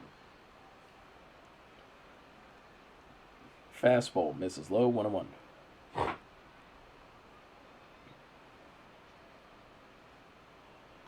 Swung on and popped up over the infield. Medrano will have it, and that's out number 1. Frank del Castillo comes up next. He is 0 for 2 on the day. He is hitting .352 on the first pitch, so if he swings on that one, maybe it'll be a good luck sign. 1 out, bases empty. I wouldn't say the Navegadores specialize in winning. Oh, hello, that is going to go foul. Yeah. I was very excited for a second there. Also, I would like to note that is blowing against the wind. Yeah. The wind is blowing in the other direction. 0-1 count. Reyna comes back after that foul. He probably breathed a little bit easier as that fastball is called a strike. It'll be 0-2 after that. Let's see if he can finish Del Castillo off here, or if he'll play with him a little bit. Del Castillo rolls that one right back to Reyna, who should have no trouble making this throw, and indeed does not. So it'll be out number 2. Reyna now at 97 pitches, and will face Pablo Salmeron, who is 1 for 2 on the day. 2 outs and the base is empty. Let's see if Salmeron can at least extend the inning a little. That fastball is in there. Strike one. A quick inning so far for the Naves, who have not been able to get anything going. So that fastball is also called a strike. So one more strike on his 100th pitch, and Reyna can have 9 strikeouts on the day. He misses high with the fastball, 1-2. The high fastballs and high sinkers have been interesting. That doesn't usually happen with him. As he pops that one up as well. I see the game plan now. Reyna is going for getting them under the ball to prevent the line drive. So Resendes will grab it. That ends the bottom of the 6th. Naguabo goes down in order once again. And before we head into the 7th inning, and for the love of all that is holy, the end of this game, please. We will need another word from another of our sponsors. When I come back to the booth, I'll give everybody an update as to how the rest of the league is doing. Louisa, the booth is all yours. Thank you. Folks, we know Valentine's Day is coming up, so I want to tell you about Atkinson's White Rose. This is an exquisite perfume, as said by Her Royal Highness the Duchess of York. It is soft and sweet-smelling as a rose itself. It is Atkinson's, the only real and original. Atkinson's English perfumes are extremely superior to others. They use real, natural scents actually extracted from flowers and not artificially manufactured, as many others are, with chemical products such as Opoponax, Frangipani, Essence Bouquet, Heliotrope, and Chocolate Club, and all other fashionable scents. Do not trust imitators. Authenticity is verified by the label and the factory mark of the White Rose. And they are sold at all perfumeries. Manufactured by J&E Atkinson, 24 Old Bond Street in London. As I said before, I'm really curious what that would smell like. Because if you use dried roses and you extract the oil from those, you get that really sweet, strong smell of roses. And then if you crush fresh roses, you get that really green, almost citrusy kind of smell from the rose. Oh, it's fascinating. So many beautiful scents from roses. No wonder people love roses. A rose by any other name, etc., etc.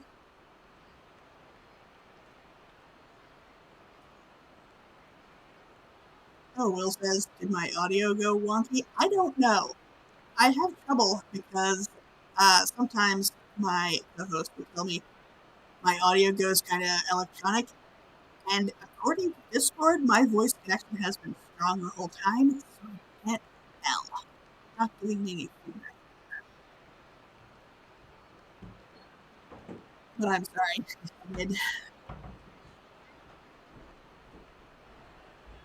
For a second, I thought that might have been the headphones because I was a good distance away, and I figured, well, if it's transmitting over the headphones and they're far enough away, maybe that's also what it sounds like to anything that's using that audio.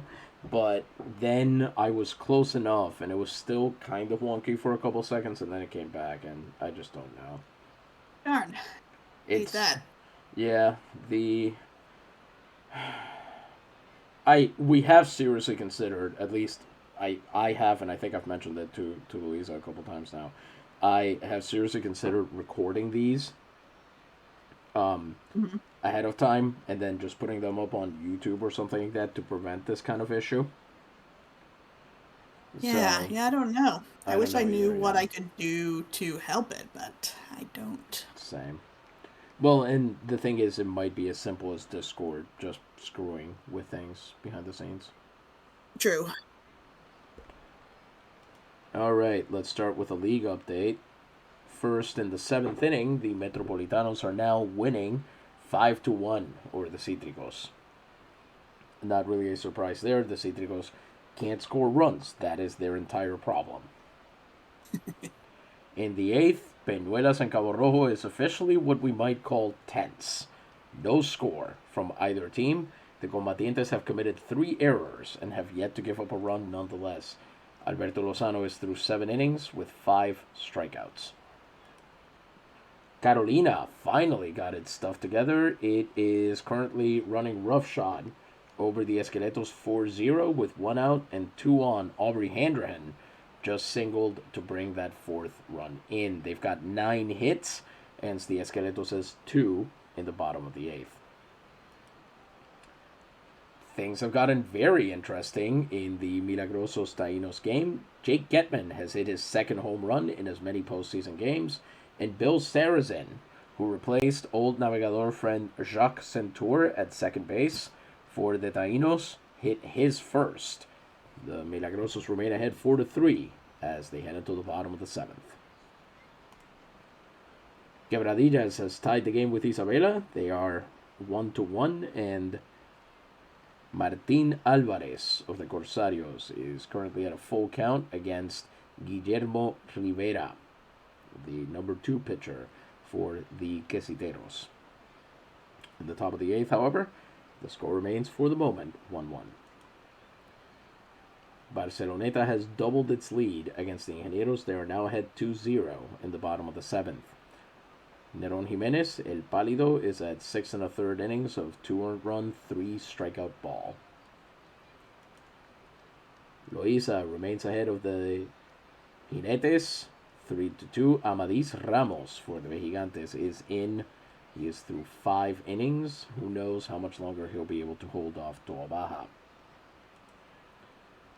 The Palomas have tied the game against the Chupacabras. In the mid-8th, Gerardo Rodriguez is about to take over for the top of the 8th. Canóvanas is currently leading the Palomas 6-4. The Pescadores are ahead of the Galanes 1-0, but let's see how much longer that happens, because the bases are currently loaded with 1 out for the Galanes de Ciales in the top of the 8th. They are currently leading the Pescadores 6-5 in terms of hits, and the Pescadores have already committed 3 errors. Roger Banfield is on the field, on the Banfield. No. Nope. Banfield is on field. No. For Ciales, and may well punch one through and make this game interesting. The Señores are ahead 2-0 on the Menestrales. Frankly, I don't know why we expected anything better out of this team. Of course, the Señores were going to crush them into the ground. I like with that black background and that gold, that gothic lettering, they do seem very villainous, don't they? And the Hechiceros are up 3-0 against Corozal in the bottom of the 6th. The Golondrinas have taken the lead against the Santos. Ooh. That may or may not last, as catcher Du Manila is coming up with a man on first and 1 out against San Germán pitcher Ildefonso Espinosa. What kind of name do you think 2 is with those 2 U's like that? If I remember correctly, he is Samoan. Oh, okay. René Jimenez. Well, okay, so it looks like the Camuy Aguada game finally got going. They're in the top of the 4th. Jose Guerra is through 3 innings with 4 strikeouts. Jose Guerra, the guy that the Navegadores do not want to have to play in the postseason. I don't think he's ever lost to them. Oh, wow. The Cotorras are ahead 5-1, as Ezequiel Vasquez, going into the 8th, is on 9 strikeouts and 2 walks with 1 earned run over 7 innings. And, well, this game, last time we checked on this game, it was 1-0. Now it is the other team leading. The Cuervos are ahead 4-3. And we've completed our round. And there was one last thing that I wanted to do here while we're in the top of the 7th. Well, actually 2 more things, because I forgot to update everybody as to where things stand. But the one thing I did want to mention is Will asked a while back, and I didn't notice it in the Discord, whether we had any updates on Mascot Bowl. And we do. And now I'm trying to remember. We have actually drawn a decent number of the mascots, or I should say, Louisa has drawn a decent number of the mascots. Some of them have Yeah, we're been halfway done. Some are still in the planning stages, but half of them are done. yes, and they're looking great. It is really uh, an amazing testament to Louisa's creativity and imagination that some of these mascots we've been able to use very unique wildlife that we talked about this the other day. I think I try to find mascots that we are unlikely to have to repeat. So the less generic, the better. You know. Yes. So I try to avoid like for the most part I try to avoid say big cats or birds of prey. For the most part, we try to avoid those because they tend to be very common mascots for teams. In fact, in this universe, with a markedly less creative Puerto Rican baseball league, a lot of teams have names like that. The Rio Curabo team is not the Taínos, it's the Halcones, the Falcons. The Real Aha. Atillo team is the Tigres, not the Canarios. So Mm. we try to avoid those and try to pick more interesting animals to base our mascots on. Yeah, it's very exciting. I always love finding out more about Puerto Rican wildlife because I really like to look. Like, if we're going to have, say, a snake, what kind of snakes are we talking about on the island? I like to look at that. Yes, and honestly, I have learned a surprising amount about what kinds when you grow up and you don't have a thorough ecological education in Puerto Rico, you tend to think, okay, so our wildlife is mostly, the coqui and the parrot, and there's a bunch of other very colorful birds. There's a lot of very unique and annoying insects. There's amphibians, right? But you don't tend to think, for example, I would have never thought that there was a species of hawk in Puerto Rico that was native to the island. Oh, yeah. That was pretty surprising. That there was a woodpecker that was native to the island. Hmm. Things like that, just, it never occurred to me that it was even possible. So, discovering that via the. Well, and the other thing, too, is that in terms of wildlife, a lot of it was killed by the Spaniards. I don't know if y'all know this, but the Spaniards were not very good at, and on purpose, were not very good at keeping things or people or animals alive in the places that they conquered. Yeah. So there are examples. There's a lot of wildlife that we just don't have anymore because they killed it all. Hmm. So, for example, there seem to have been species that were something like a barkless dog that the Tainos had that they kept as pets and used as hunting Oh, companions. yeah. We I've don't seen have some those. artwork of those, like pottery pieces. Hmm. Very interesting. So yes, that is the kind of thing we're currently uh, working on. I thought we were no. I think you're exactly right. We're six out. We're six in. I guess I should say. I could have sworn we Yes. were seven, but I guess I'm miscounting. I think I've proven tonight that I can't really do math. So It's a good thing you got that scoreboard.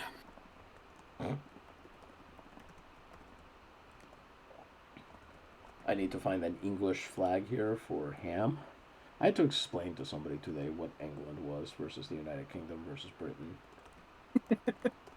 The land of Avalon, Albion, Perfidious Albion, I think you'll find. Sceptered Isle. That's right. I'm trying to remember that there was that incident where Obama started his toast with to Her Majesty the Queen, and so the band started playing because that's how you end the toast. Oh, yeah. And she just glared at him while he kept talking. Very funny. Oh, that's great.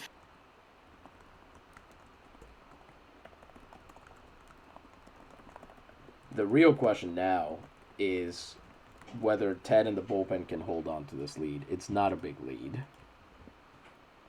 Yeah, that is tricky. One inning could just break it wide open. But they've held on so well. I feel like they can keep it going.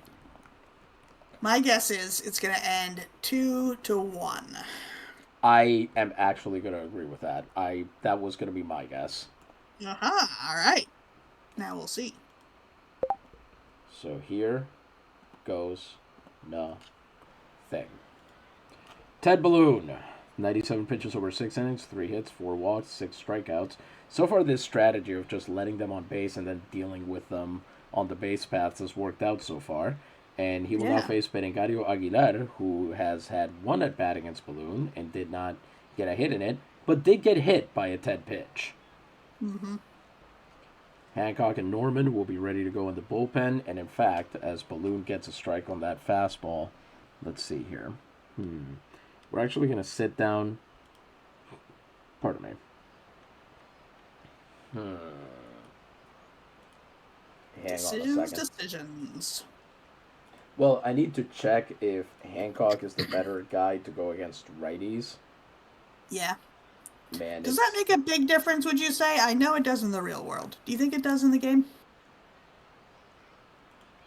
Well, ironically, it actually makes less of a difference than it used to in the real world because we've learned a lot of things like swing plane, guys who swing more like golf versus, and pitch shapes. So, for example, there are guys who have like an interesting shape to their pitches where they're lefties, they should normally be better against lefties, but for whatever reason, the specific way that they form their pitches actually makes them effective against righties instead.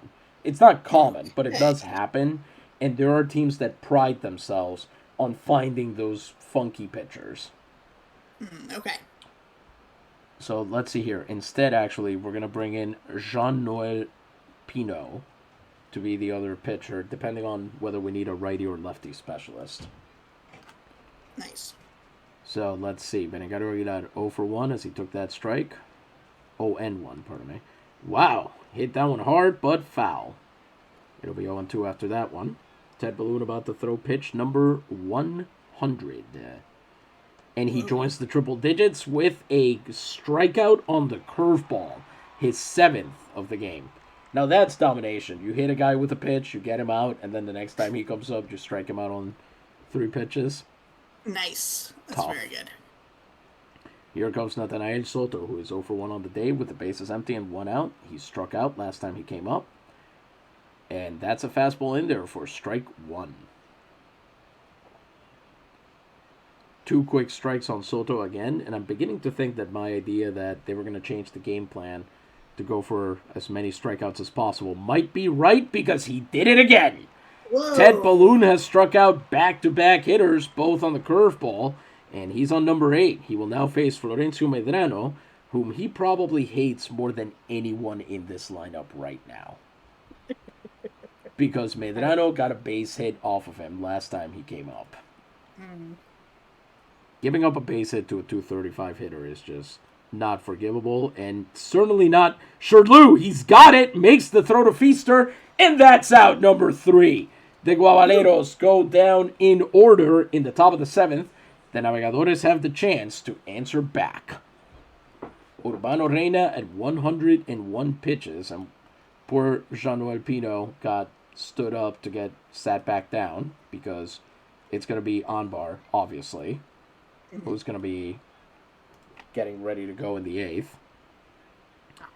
Urbano Reyna, 6 innings, 101 pitches, 3 hits, 2 runs, 1 walk, and 8 strikeouts, and he will face Vidal Santiago, who is 0 for 2 on the day. We can talk a little bit more about the mascots. I don't want to reveal any details, obviously, but I do have to say, here's my question to you, as that fastball misses low, 1-0. Do you think, so I think these mascots are some of the more, abstract is maybe not the right word, but I think we've gone farther afield than we usually do with them. Yeah, I think that's true. We've gotten through a lot of popular ones to make mascots from. We always put that to about. A lot of popular ones that have won in the past tend to be a very specific thing, like chupacabras. You know what that could look like. You have an idea already. But now we're getting into some of the concepts or like job titles. Yes. And yeah, it is becoming more up in the air what that could look like.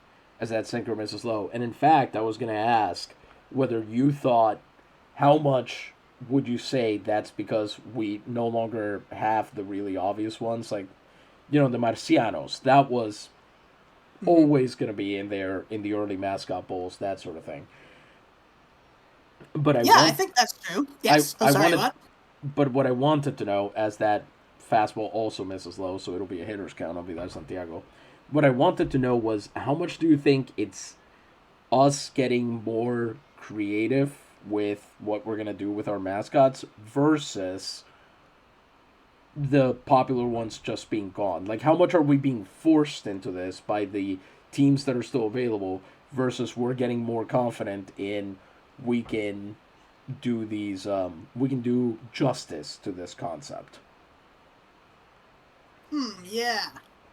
I do think it's important that we are being forced into the less obvious ones, but not only are we more confident and more willing to think up interesting ideas, but it's making us decide what other things we might want to bring in too, like maybe what else a town is known for or what animals might live there, and I really like that part of it. So I think we are getting better and better. By the way, those of you in the LMP Discord know that I shared a video from citizen journalist Bianca Graulau about the ways in which the United States has affected the Puerto Rican diet. Spoiler, it's not good. And the farm that she goes to, and she tastes a tomato for the first time, a tomato that's been freshly harvested and allowed to ripen on the vine. Mhm. She gets to see this agriculture being done, and it's really heartbreaking finding out that these people are leasing this farm from the government. So the title can be taken away. They don't own the title to the land, which Yeah. is something that in the land of the mythical family farmer you don't really think about. As Vidal Santiago, by the way, draws the second walk of the game from Urbano Reyna. But that farm is called El Josco Bravo, and it is in Toa Alta, home of the Poetas, which is one of the mascots that we've already done. And I'm very excited about that one. Hmm. Yeah, we did some really, really fun ones. Mm-hmm.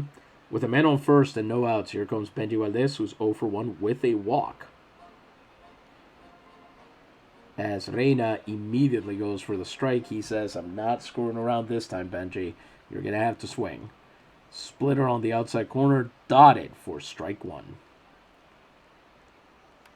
Benji fouls that one off to the back of the plate, and it's 0-2. He at least got a bat on it. Let's see what he can do with Reyna's follow-up here. And he struck him out. Urbano Reyna gets him swinging on the changeup, and it'll be strikeout number 9. Which, if you say that backwards, it means turn me on, dead man. That's that new Benoit Blanc mystery, right? Yes, absolutely. He's actually digging into the mystery of whether Paul McCartney was dead all along. God, that would be amazing. Hmm. Not for me. I would not particularly enjoy that because I am not a middle-aged white guy. Um, I should probably be nicer to my core audience. Uh-huh. But I think it would be quite funny to find out that that is what the Benoit Blanc mystery is. Hmm. Here comes Wally Bach, who's 0 for 2 on the day. Still has yet to get a hit off of Reyna, as there's a man on first with 1 out. Reyna misses low with that slider, 1-0. Bach hits that one foul at the plate. He's lucky that wasn't counted as a base hit because that would have been a terrible defensive play. Well, it would have been a terrible offensive play. It would have been a very easy defensive play. Hmm. So 1-1 count, buffet inning, 1 ball, 1 strike, 1 runner, and 1 out. Bach fouls that one as well, and it's 1-2. Reyna going for strikeout number 10 here. Will he get it? He will. Strikeout number 10 for Urbano Reyna on the fastball that time, and 2 outs and a man on first for Ham Underwood. He did it once. Let's see if he can do it again. He's 1 for 2 with a ribby on the day. Key offensive contributor today, Ham Underwood, as he smoked that ball down the left field line. You still Takes working that on sinker low. those? Is that one of your pork puns? Yep. Might say Okay. he cured their runless streak of innings. There we go. Sinker away, 2-0. They're back in the pink. Very, very good. As he tags, as that one is safe, 2-0. And safe again. Well, safe to say he doesn't want to hog all the heroism for himself. So he pops that one up over the infield. It'll be an easy fly for Chavez to get it. And we're through 7. Naguabo gets the walk and nothing else, but they remain in the lead. And with Ambar and Varela taking their spots in the bullpen, Ambar, we'll set him up in between outs and so on. We just don't want him to get tired. The last month or so, he started allowing inherited runners to score, and we just cannot countenance that. That is the kind of buffoonery which we cannot sanction. No? I got nowhere with that one? Buffoonery? That, if I remember correctly, I cannot sanction your buffoonery was what Tommy Lee Jones told Jim Carrey on the set of Batman Forever. I believe it. I don't know if you told me that one before, but I do believe it. I would pay good money to have a recording of that moment. Yes. That'd be so good. That would be, I would play that during class constantly. Just like a soundboard. You would need to. Just, yeah, true. Yeah. Anyway, here comes Gilberto Lopez. Do you want to see whether he draws walk number 4? He's good at it. He sure is. So He's going to do it. Ted Balloon, 104 pitches, 7 innings, 3 hits, 4 walks, 3 of which have been to this guy, 8 strikeouts. Let's see if Ted's interested in doing anything else. Hey, he got a swing and miss on the changeup. 0-1. I think that's the first one he's gotten from him all day. Maybe Nice. Lopez is tired of drawing walks off of him. What is happening? When did this turn into the mirror universe? He just fouled that one off. There are no balls on him. There are 2 strikes. jeez. Did Gilberto Lopez grow? Well, I guess his mirror version wouldn't have a goatee. Unless this is the mirror universe version. Oh man. We're through the looking glass. And here we go. You cannot be serious. Ted Balloon with a high fastball gets his 9th strikeout of the game on a guy who up until now had drawn 3 walks in a row off of him. Incredible. This is usually reserved for home runs, but I literally do not believe what I just saw. Palamedes Chavez comes up. He is 1 for 3 on the day. Let's see if Ted is going to continue with that as he misses just barely with the changeup, and they don't like that call from the ump, but it's the same call he's been giving him this entire time. Yeah. So you can't complain. That's a consistent zone. You're the one who has to adjust. You know what I think happened as he misses low and away with that fastball? I think Stonehand confused which batter was which. He thinks the previous guy was a guy you pitched to, and this guy is Gilberto Lopez. Ah, so he got them confused. Yeah, based on where the pitches are going. All right. It worked. That forkball is called a strike, 2-1. See if they can finish Chavez off here. That is fouled off to make it 2-2. Ted here going for it. And he missed just barely with that changeup. All changeups very low in the zone. Well, one of them is a fastball, but all very low in the zone there. So it'll be another full count. You know what that means. This will be a payoff pitch.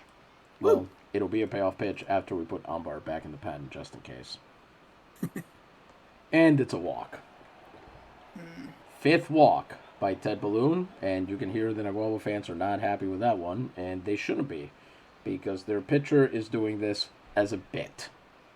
Here comes Turlo Ureña, who is 1 for 2 on the day with a man on first and 1 out. That is going to be a problem. That is a base hit up the middle. Underwood once again. What's he going to do? He's able to hold the runners at first and second. And here's the important question. Do we go to Anbar? Is there any case not to go to Anbar? Is there any case for that? No, there isn't, especially because the next two guys are lefties. All right, then. So, now pitching for the Navegadores de Naguabo. Well, thank you. That's very helpful. I was kind of relying on being able to see his number on the field. Lovely. Number 10, Kareem Anbar, the Tunisian on a mission. Woo! During the season, he threw 39 and a third innings, and he has every reason to be happy because he struck out 45 guys to 7 walks for an ERA of 1.14, 5 earned runs, 6 wins. I don't think he picked up any saves. In fact, he blew 2 of them. He had 13 shutdowns on 19 opportunities. Last time Luisa and I had occasion to watch him pitch, we talked about this rating of fielding independent pitching. And we talked about how there's a version to normalize it such that 100 is average. And the less it is, the better you are, because you want that number to be low. I think at the time we left, his number was somewhere around the 30s or 40s. Does that sound right to you? Yeah, it does, yeah. Well, it's 29 now. Oh, boy. So he got even better. All right. Says Philly Bean, way to go, Hot Air. 7 and a third ain't bad. Nope, very true. And there is every possibility that he could have closed this out, but why take the chance? Especially because now, hitting for the Guabaleros de Comerío is number 11, Atilio Espinosa, who is 19 for 69. Nice. With an OPS of 620, 3 runs batted in. That is lifted out into left field. That's Santiago with a running catch. And he makes a big throw to hold the runners at first and second. 1 pitch and 1 out for Kareem Anbar. And predictably, I should have thought they would do this, but they are going to number 38, Pablo Marcano, who must have been their starting shortstop for most of the year. He is hitting 238, OPS of 570, no home runs, 35 runs batted in, and against Anbar, in 1 at-bat, he did not get a hit. 2 on and 2 out. As Anbar misses very low with a ball there, a sinker in the dirt, 1-0. Strike 1 called on the sinker, 1-1. Kareem Anbar, of course, sinker slider guy, we know this. As that is grounded out to Rob Feaster. He's got it, makes the throw over to Anbar himself, and he gets out of it. Strands, 2 runners to end the top of the 8th. So with 1 hit, Guabaleros cannot get anything going, and Varela will be sat down for the moment as Urbano Reyna will now face Spike Stonehand, Feaster, and Shirtloo. Stonehand is over 2 on the day. He's got, oh boy, I'm not really sure how much that is. I want to say it's 2 hits in 11 at-bats. 0.182 times 11. In fact, it is. So that's one kind of math I can do. Nice. He's over 2 on the day. Urbano Reyna, 7 innings, 115 pitches, 3 hits, 2 earned runs, 2 walks, and 10 strikeouts. Let's see what he's got for us. As Reyna misses low and outside with a fastball, 1-0. Stonehand flies that one foul, makes it 1-1. Splitter that time, making contact on a good splitter. That's pretty honorable behavior right there. That's going to be the shortest time I've ever seen a flame last next to somebody's name. That's really unfortunate. They usually give you... Says Franchise Time Machine, would you be streaming for a while longer? Well, hopefully not. Let's put it that way, because it's the bottom of the 8th. But ideally, the Navegadores are going to win this game in the next half inning. But we do have to give you a league update, so that will extend it a little bit. What do you think, Louisa? Call it like 15 minutes, maybe 20? Yeah, that's probably enough time. Fair enough. 1-1 count. Pardon me there. Inside with a splitter, 2-1 from Reyna. As you're joining us, the Navegadores are holding on to a very thin 2-0 lead. And one of the reasons it's that thin is that they keep doing bonehead things, like swinging and missing at a splitter outside of the zone. Mm-hmm. 2-2 count. 10 Navegadores have so far gone down on strikes. And make that 11. As Reyna gets him swinging with a changeup. And here comes Rob Feaster, who is 1 for 3 with a ribby on the day. He was the other hero of the game so far, with 1 out and the base is empty. Let's see if Feaster can do a little bit better here than most of them. That slider is called a strike. Didn't quite look like it, but sure, why not? And then he swings super late through another slider. Make that 0-2. Oh, man. Rough. That's been almost every at-bat we've seen from the Naves today. The good news is that if you're looking ahead to the other guys, Fano Medina, Toribio Garza, and I think their other starting pitcher, for some of it, was Manny Smith over here. I don't know who else they went to, actually. Was it Lujan? No, it was not. Raul Valles, maybe? Nope. Who else got to start games for them? Because they had to have a fourth starter during the year. Mm-hmm. But I don't know. Oh, that's why Franchise Time Machine wanted to know. Hey, everybody, we're being rated as our viewer count spikes. As you join us, welcome, bienvenidos. This is, as always, Isidro Montalvo Espinosa, broadcast coordinator for Liga Nacional Puertorriqueña en Vivo.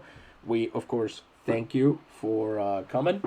And as you join us, we are in the 1905 postseason. Our beloved Navegadores de Naguabo in the, I have to admit, worst uniforms that we have on this broadcast.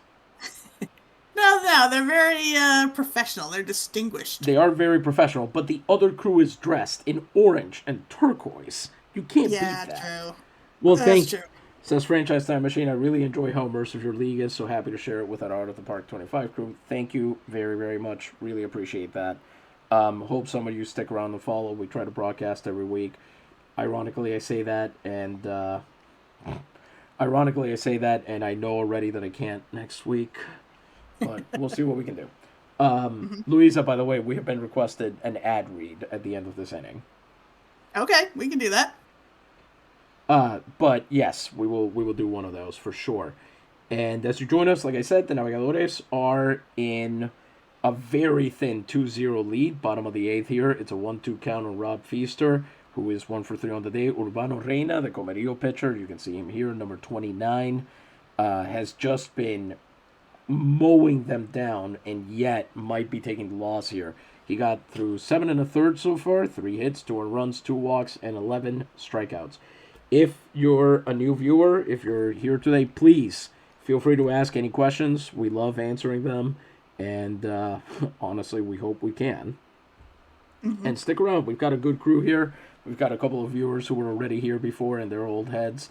They're old hands at this. They know a bunch of this stuff already. They are real heads, though. That is true. Mm-hmm. As that fastball misses outside, 2-2. Let's rejoin our game in progress. God, I love watching these uniforms. I really do. In movement, running, throwing, whatever.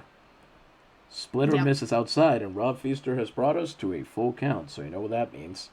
It's the 6 words everyone loves to hear during a ball game.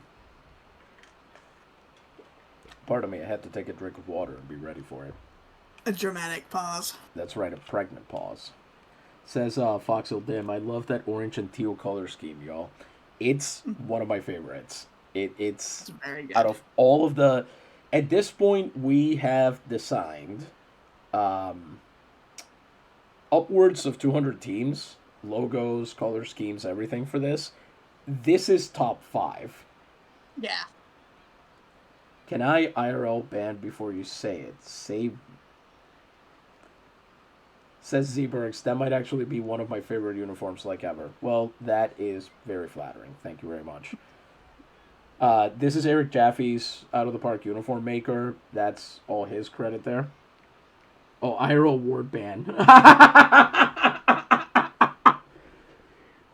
Okay, fair enough. Yeah, I totally rocked that team skier. What GM are you talking about? Did you say flying? Wait, sorry, say that again. What? Uh, did I miss something here? This is the Anyway, longest pause you've ever done before saying what you're going to say about the game. well, the thing is, I can't actually say it anymore because Philly redeemed 2,000 points to ban one of the words in it.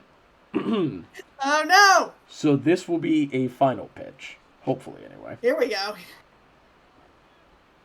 And Feaster with a base hit up the middle Woo! into center field. That's going to be his second hit of the game. Put him on first. As Gonzalez can't get there, once again, they take advantage of his limited range. And that'll put a man on with one out for Etaoin Shirtlu, the font of wisdom. Rob Feaster got caught stealing last time. Let's see if he wants to try that again. That was a well-hit fastball. Shirtlu is over 3 on the day. He usually hits better at home, but he's struggles against a heavy strikeout pitcher like this. Luckily, with how tired Reyna is, he might get lucky. I have heard all of 3 pitches, and I'm convinced this may be better than some MLB radio broadcasts. That is very flattering, but also, please tell me you're not... Are you a Rockies fan by any chance? Because that's usually the one I hear as the byword for bad radio broadcasts. Oh, really? Curveball misses low, 1-0. Orioles, awesome. As there goes Rob Feaster, and he is going to steal second without so much as a throw. That's revenge. Rob Feaster's first stolen base of the playoffs puts himself in scoring position, and we are at 1-1 with 1 out and 1 on. Yes. 128 pitches for Puro Urbano Reyna. Here's the thing, too. It's not like the Guabaleros don't have a bullpen. In fact, they have a very good bullpen. They should be going to. No team likes to use their bullpen, though, do they? They've used it more this year than in the past. We've seen more relievers getting innings because a lot of starting pitchers are getting blown up with some regularity. All right, fair enough. And I don't want to make assumptions, but in fact, it would not be an assumption. I am inducing this from the evidence. Some managers might even have a pitch count. In 1905. Wow, that's progressive. Very different, yes indeed. All right, here we go. It's a 1-1 count. Man on, man out. And Feaster going for third. There's no way he's safe, is he? No, he is out. Okay. That would have been ridiculous. I don't think any amount of bribery is saving you there. So we are going to put Varela back in the bullpen. For those of you who might be unfamiliar, which is most of you, let's be honest here, our Navegadores in their sapphire and gold, this is a team we play. The way that we've done this, says Philly, Benji would have made it. Made the payment, I think you mean. Mm-hmm. Anyway, the way that this works is, so there's a couple people in the chat, and then Luisa, who's here with me, and myself, actually. What we've done is we've created players, the patrons of the Liga Nacional Puertorriqueña, who contribute to the costs that we have. We defray the costs of Stats Plus and Table Press and DreamHost and a number of other services that we use to really bring you the best in this experience. What we've done here is you get to create a player. You actually also get to design a minor league team now to your specifications. You basically tell me here's what you want to see done with the uniforms and the logo and whatever, and we'll get that done for you, and we'll broadcast games from that team as well if we can. And you get to vote in things like the Mascot Bowl, which is currently we're drawing the mascots for this year's, and we'll release that to our social media. We are at LNPGACETA. But the concept here is the Navegadores de Naguabo, other than the creative players, obviously we're going to let you do what you want there, every player has to be from a different nationality. So we do have a few repeats. We have a couple Puerto Ricans, we have a couple Americans. I think that's actually about it. But for example, right now your lineup consists of 2 Americans in a row. Frank de Castillo is Mexican. Salmeron, that's my boy, he's Cuban. Vidal Santiago is Puerto Rican, this is Benji Valdez. Then you've got Wally Balk, who's Australian. Graham Underwood, who's English, and Louisa's boy. Mm-hmm. and Spike Stonehand over here, who's Argentinian. And then Hector Varela, the pitcher who is about to take the mound or will take the mound if things go wrong in the top of the ninth, is Costa Rican. But, well, you'll meet the guy that's actually going to be there in a second.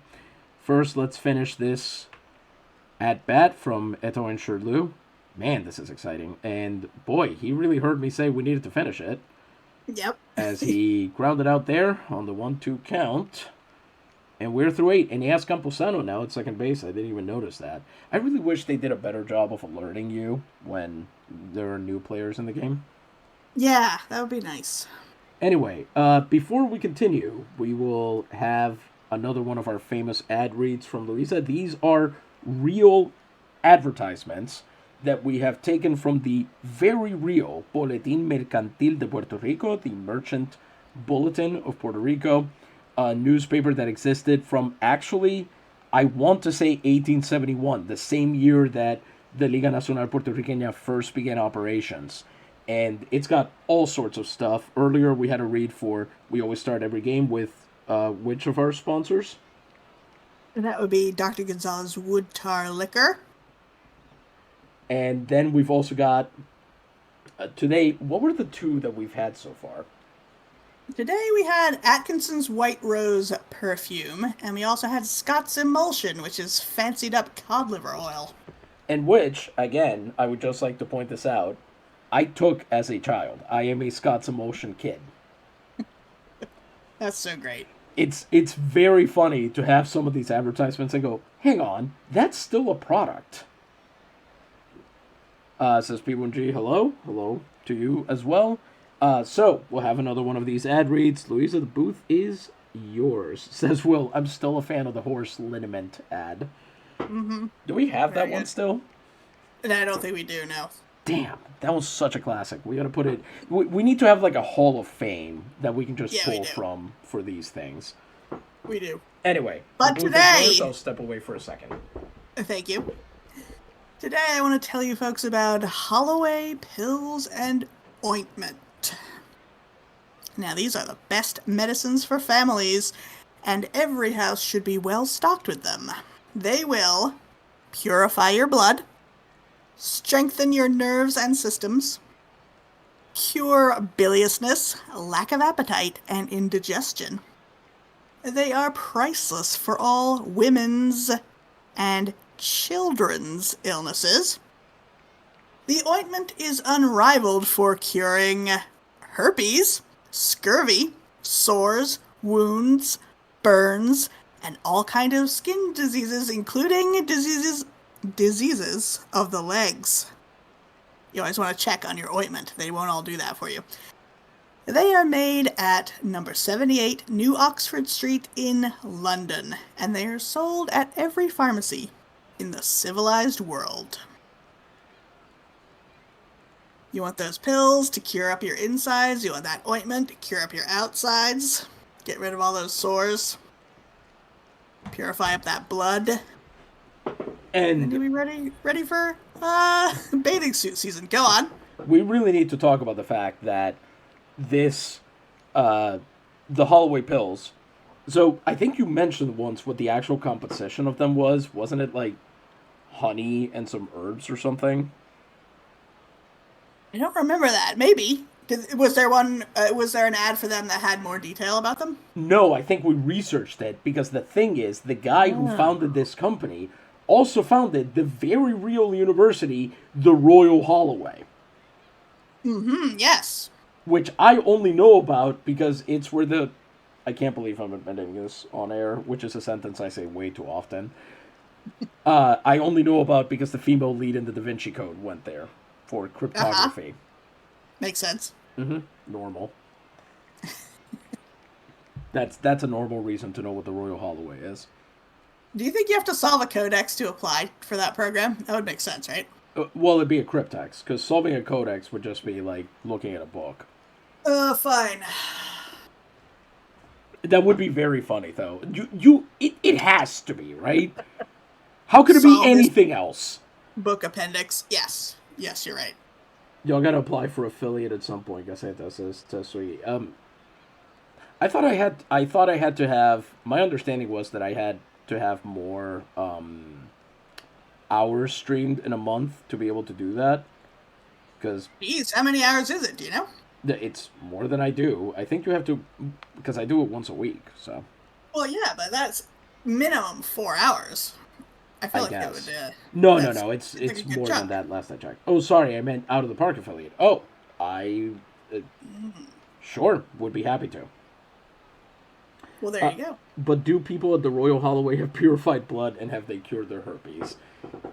Uh, one hopes. One can only hope. Before we Yeah.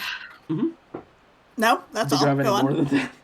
All I did right, not. let's go ahead and update you as to what's going on around the league. I have a sneaking suspicion that not many games are still going, but we'll see if that's true. For one, the reason I have this suspicion is because this should be a Cítricos versus Metropolitanos game, Las Marias versus San Juan, but this is actually Peñuelas versus Cabo Rojo. It is an extras in the top of the 10th, one out for the Guiristas, and it is still scoreless. Woof. Darn.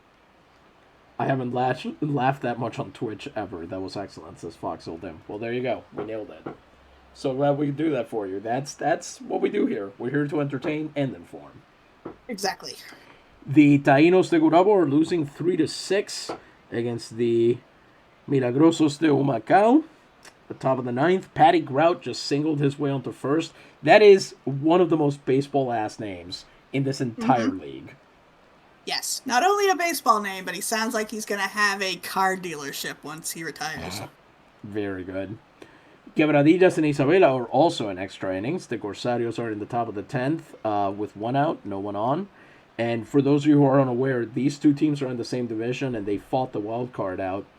And Quebradillas has usually beaten Isabela in the postseason despite almost always being the worst team in the regular season. So there's a lot riding pride-wise on here.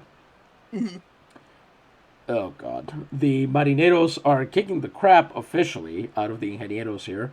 In the top of the ninth, 2 on, 2 out, 2 balls and 2 strikes for the Ingenieros, who need to get anything going to prevent being shut out by a guy named Kip Larson, Yeah. who was not that good this year. Kip Larson, to my mind, is one of those dudes that has bounced around a lot, but I must be wrong. Yeah, he's actually only...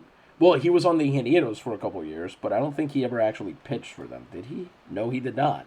Then he went to Isabela, was there for 3 years, pitched a little bit for them, and then went to Barceloneta, added a pitch, and became a starter. Aha. And his name is Kip Larson, which automatically put him on my radar. Yeah, it's very funny.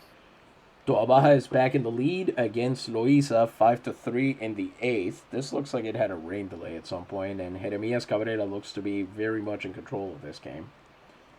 I brought the Out of the Park rate train here today because you once introduced me to the awesome Olympic Gaceta universe with one of your rates. I'm going to have to look at this affiliate program. I didn't know that was a thing. And this tells you maybe how much attention I'm paying, but which maybe, again, I shouldn't admit on air, but, you know. The Chupacabras are ahead of the Palomas. The Palomas have 3 outs to make something happen against Fernando Mota, who is following Ted's plan of walk everybody and see what happens. He has 5 walks to 3 strikeouts.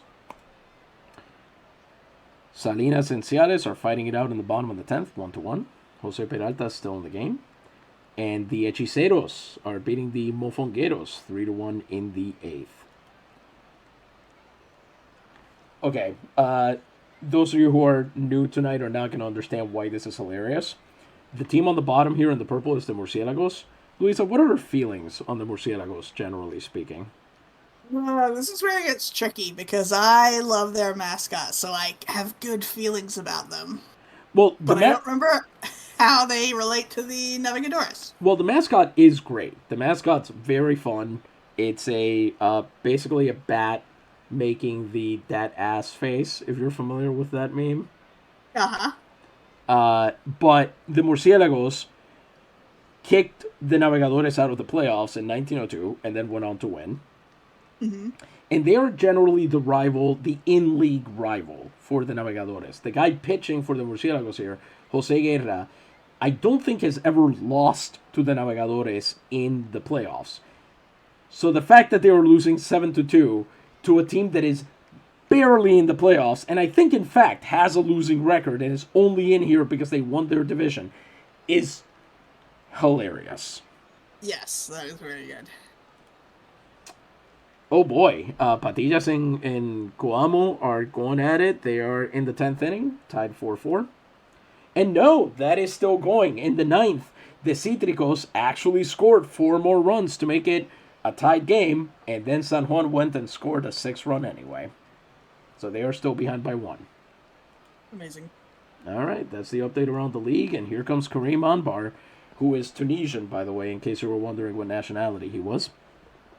He's 4 pitches into this game, already got 2 outs. He's going to try to lock down this legacy save, and he's going to start that by facing normally catcher and today pinch hitter and looks extremely worried. Number 5, Quilón Gómez, formerly of the Leyendas de San Lorenzo. By the way, I haven't been asking this, Luisa. Is that cursor placement okay for you? I can't see it right now. Good. So I'm okay We're gonna, with it, I think. Then I'm just going to leave it. I'm going to try to leave it there as much as I can. Varela will be in the bullpen to be ready for this, and Quilón Gómez is hitting 182 OPS of 457, no home runs, 27 runs batted in. As a pinch hitter, he hit 1 for 7, and there he goes fouling it off. A slider on 1. And I know everybody who actually knows anything about baseball is going, why are you putting a lefty side armor against a righty? Let's watch and see, shall we? That sinker is called a strike as Gomez swings right through it. Let's see if Anbar can punch him out here. He sure does. Anbar strikes him out with a sinker. And that's out number 1.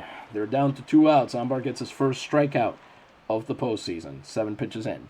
Faces Berengario Aguilar, who is over 2 with a hit by pitch, courtesy of Ted Looney Balloon, because of course he was. Aguilar punches that one through the right side. And it'll be Frank de Castillo up there to hold him on. With a man on and 1 out. We're going to hope that was a lucky base hit, and we're going to go to Nathanael Soto. He's over 2 on the day. 8 pitches for Kareem Anbar. Let's see here. Soto is over 2, but he had a walk there. And here he goes around on that slider. That's going to be strike 1. That's fouled off to make it strike 2. A slider there hit foul. And he got him! Nathanael Soto strikes out for the 3rd time today. Hard to believe for a guy who used to win Ilustrísimos and Campeones. That's MVPs and All-Stars respectively, year in and year out. Unbelievable. El Promedio goes down swinging. As the last chance, possibly, hopefully, dear God, let it be. For the Guabaleros de Comerío, now pinch hitting number 7, Eduino Pacheco. He is 4 for 26 this year, hitting 154, OPS of 416, no home runs, 1 run batted in.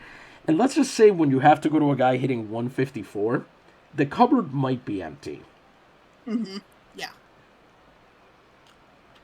Pitch number 1 goes in as a called strike, a slider. The play-by-play called that a marginal call. Marginal to what? Yeah, that's textbook. That is a ball. Low and inside on the sinker, 1-1. Pacheco swings through that slider, 1-2.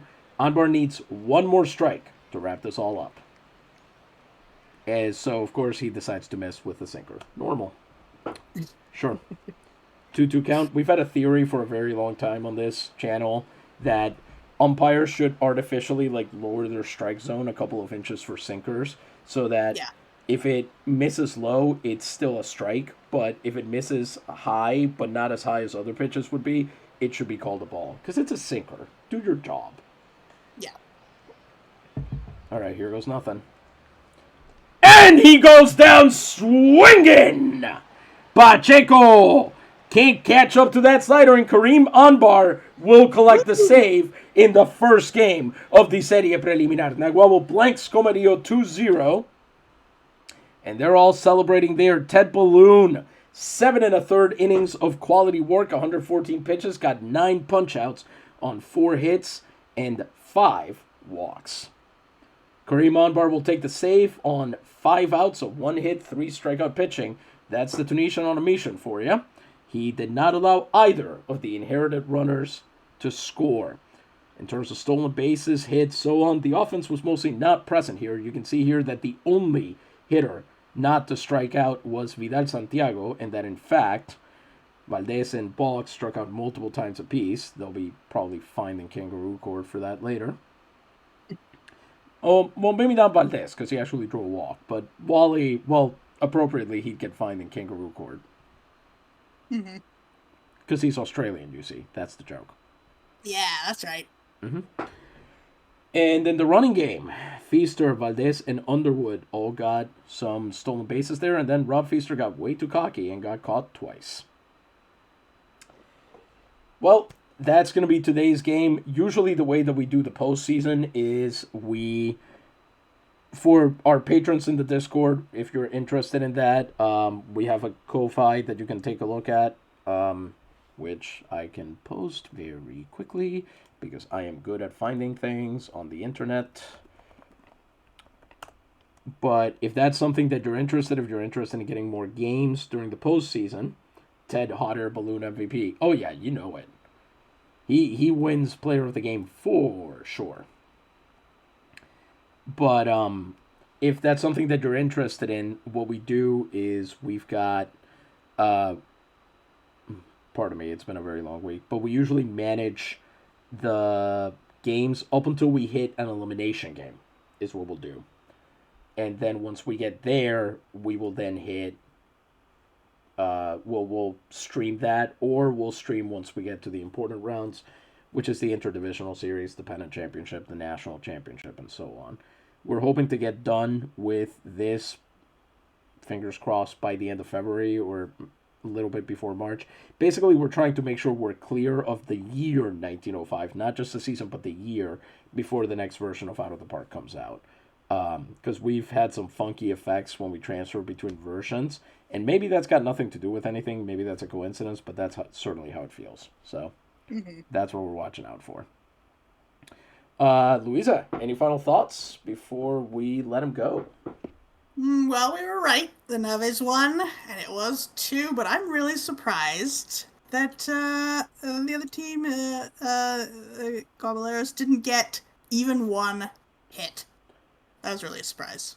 I really thought when Turlo Ureña, when Aguilar punched that one through, I really thought that we were about to see a rally. I was very surprised that, on the one hand, I'm not surprised that Anbar was able to contain it, because that's what he loves to do. He comes in and he's just ice in his veins, man. Yeah, he's great. On the other, that seemed like the one situation where he would somehow fail. And again, because most of you will not have seen this team play this season, I just want to let you know, last year this was an incredibly dominant team. This year they are on offense, but they've also lost their best pitcher for the season. He tore his meniscus a few weeks ago. So they've been slapping together a rotation out of, technically like AAA guys, but they're actually in the what would be kind of the rookie level right now. Things have been tough on the pitching. We basically have 2 pitchers and 6 hitters, and that's what we're working with. And then we slap everything else together out of a couple pinch hit here, a bullpen game there. So for 1905, it's an interesting way to manage a team. That's for sure. Yeah. Anyway, we'll see if we can be back potentially. Maybe we can do something next Saturday instead of next Friday. We'll see how that works out in the end.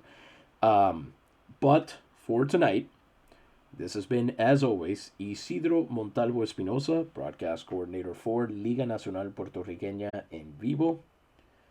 Gente, buenas noches, gracias mil, y Dios les bendiga.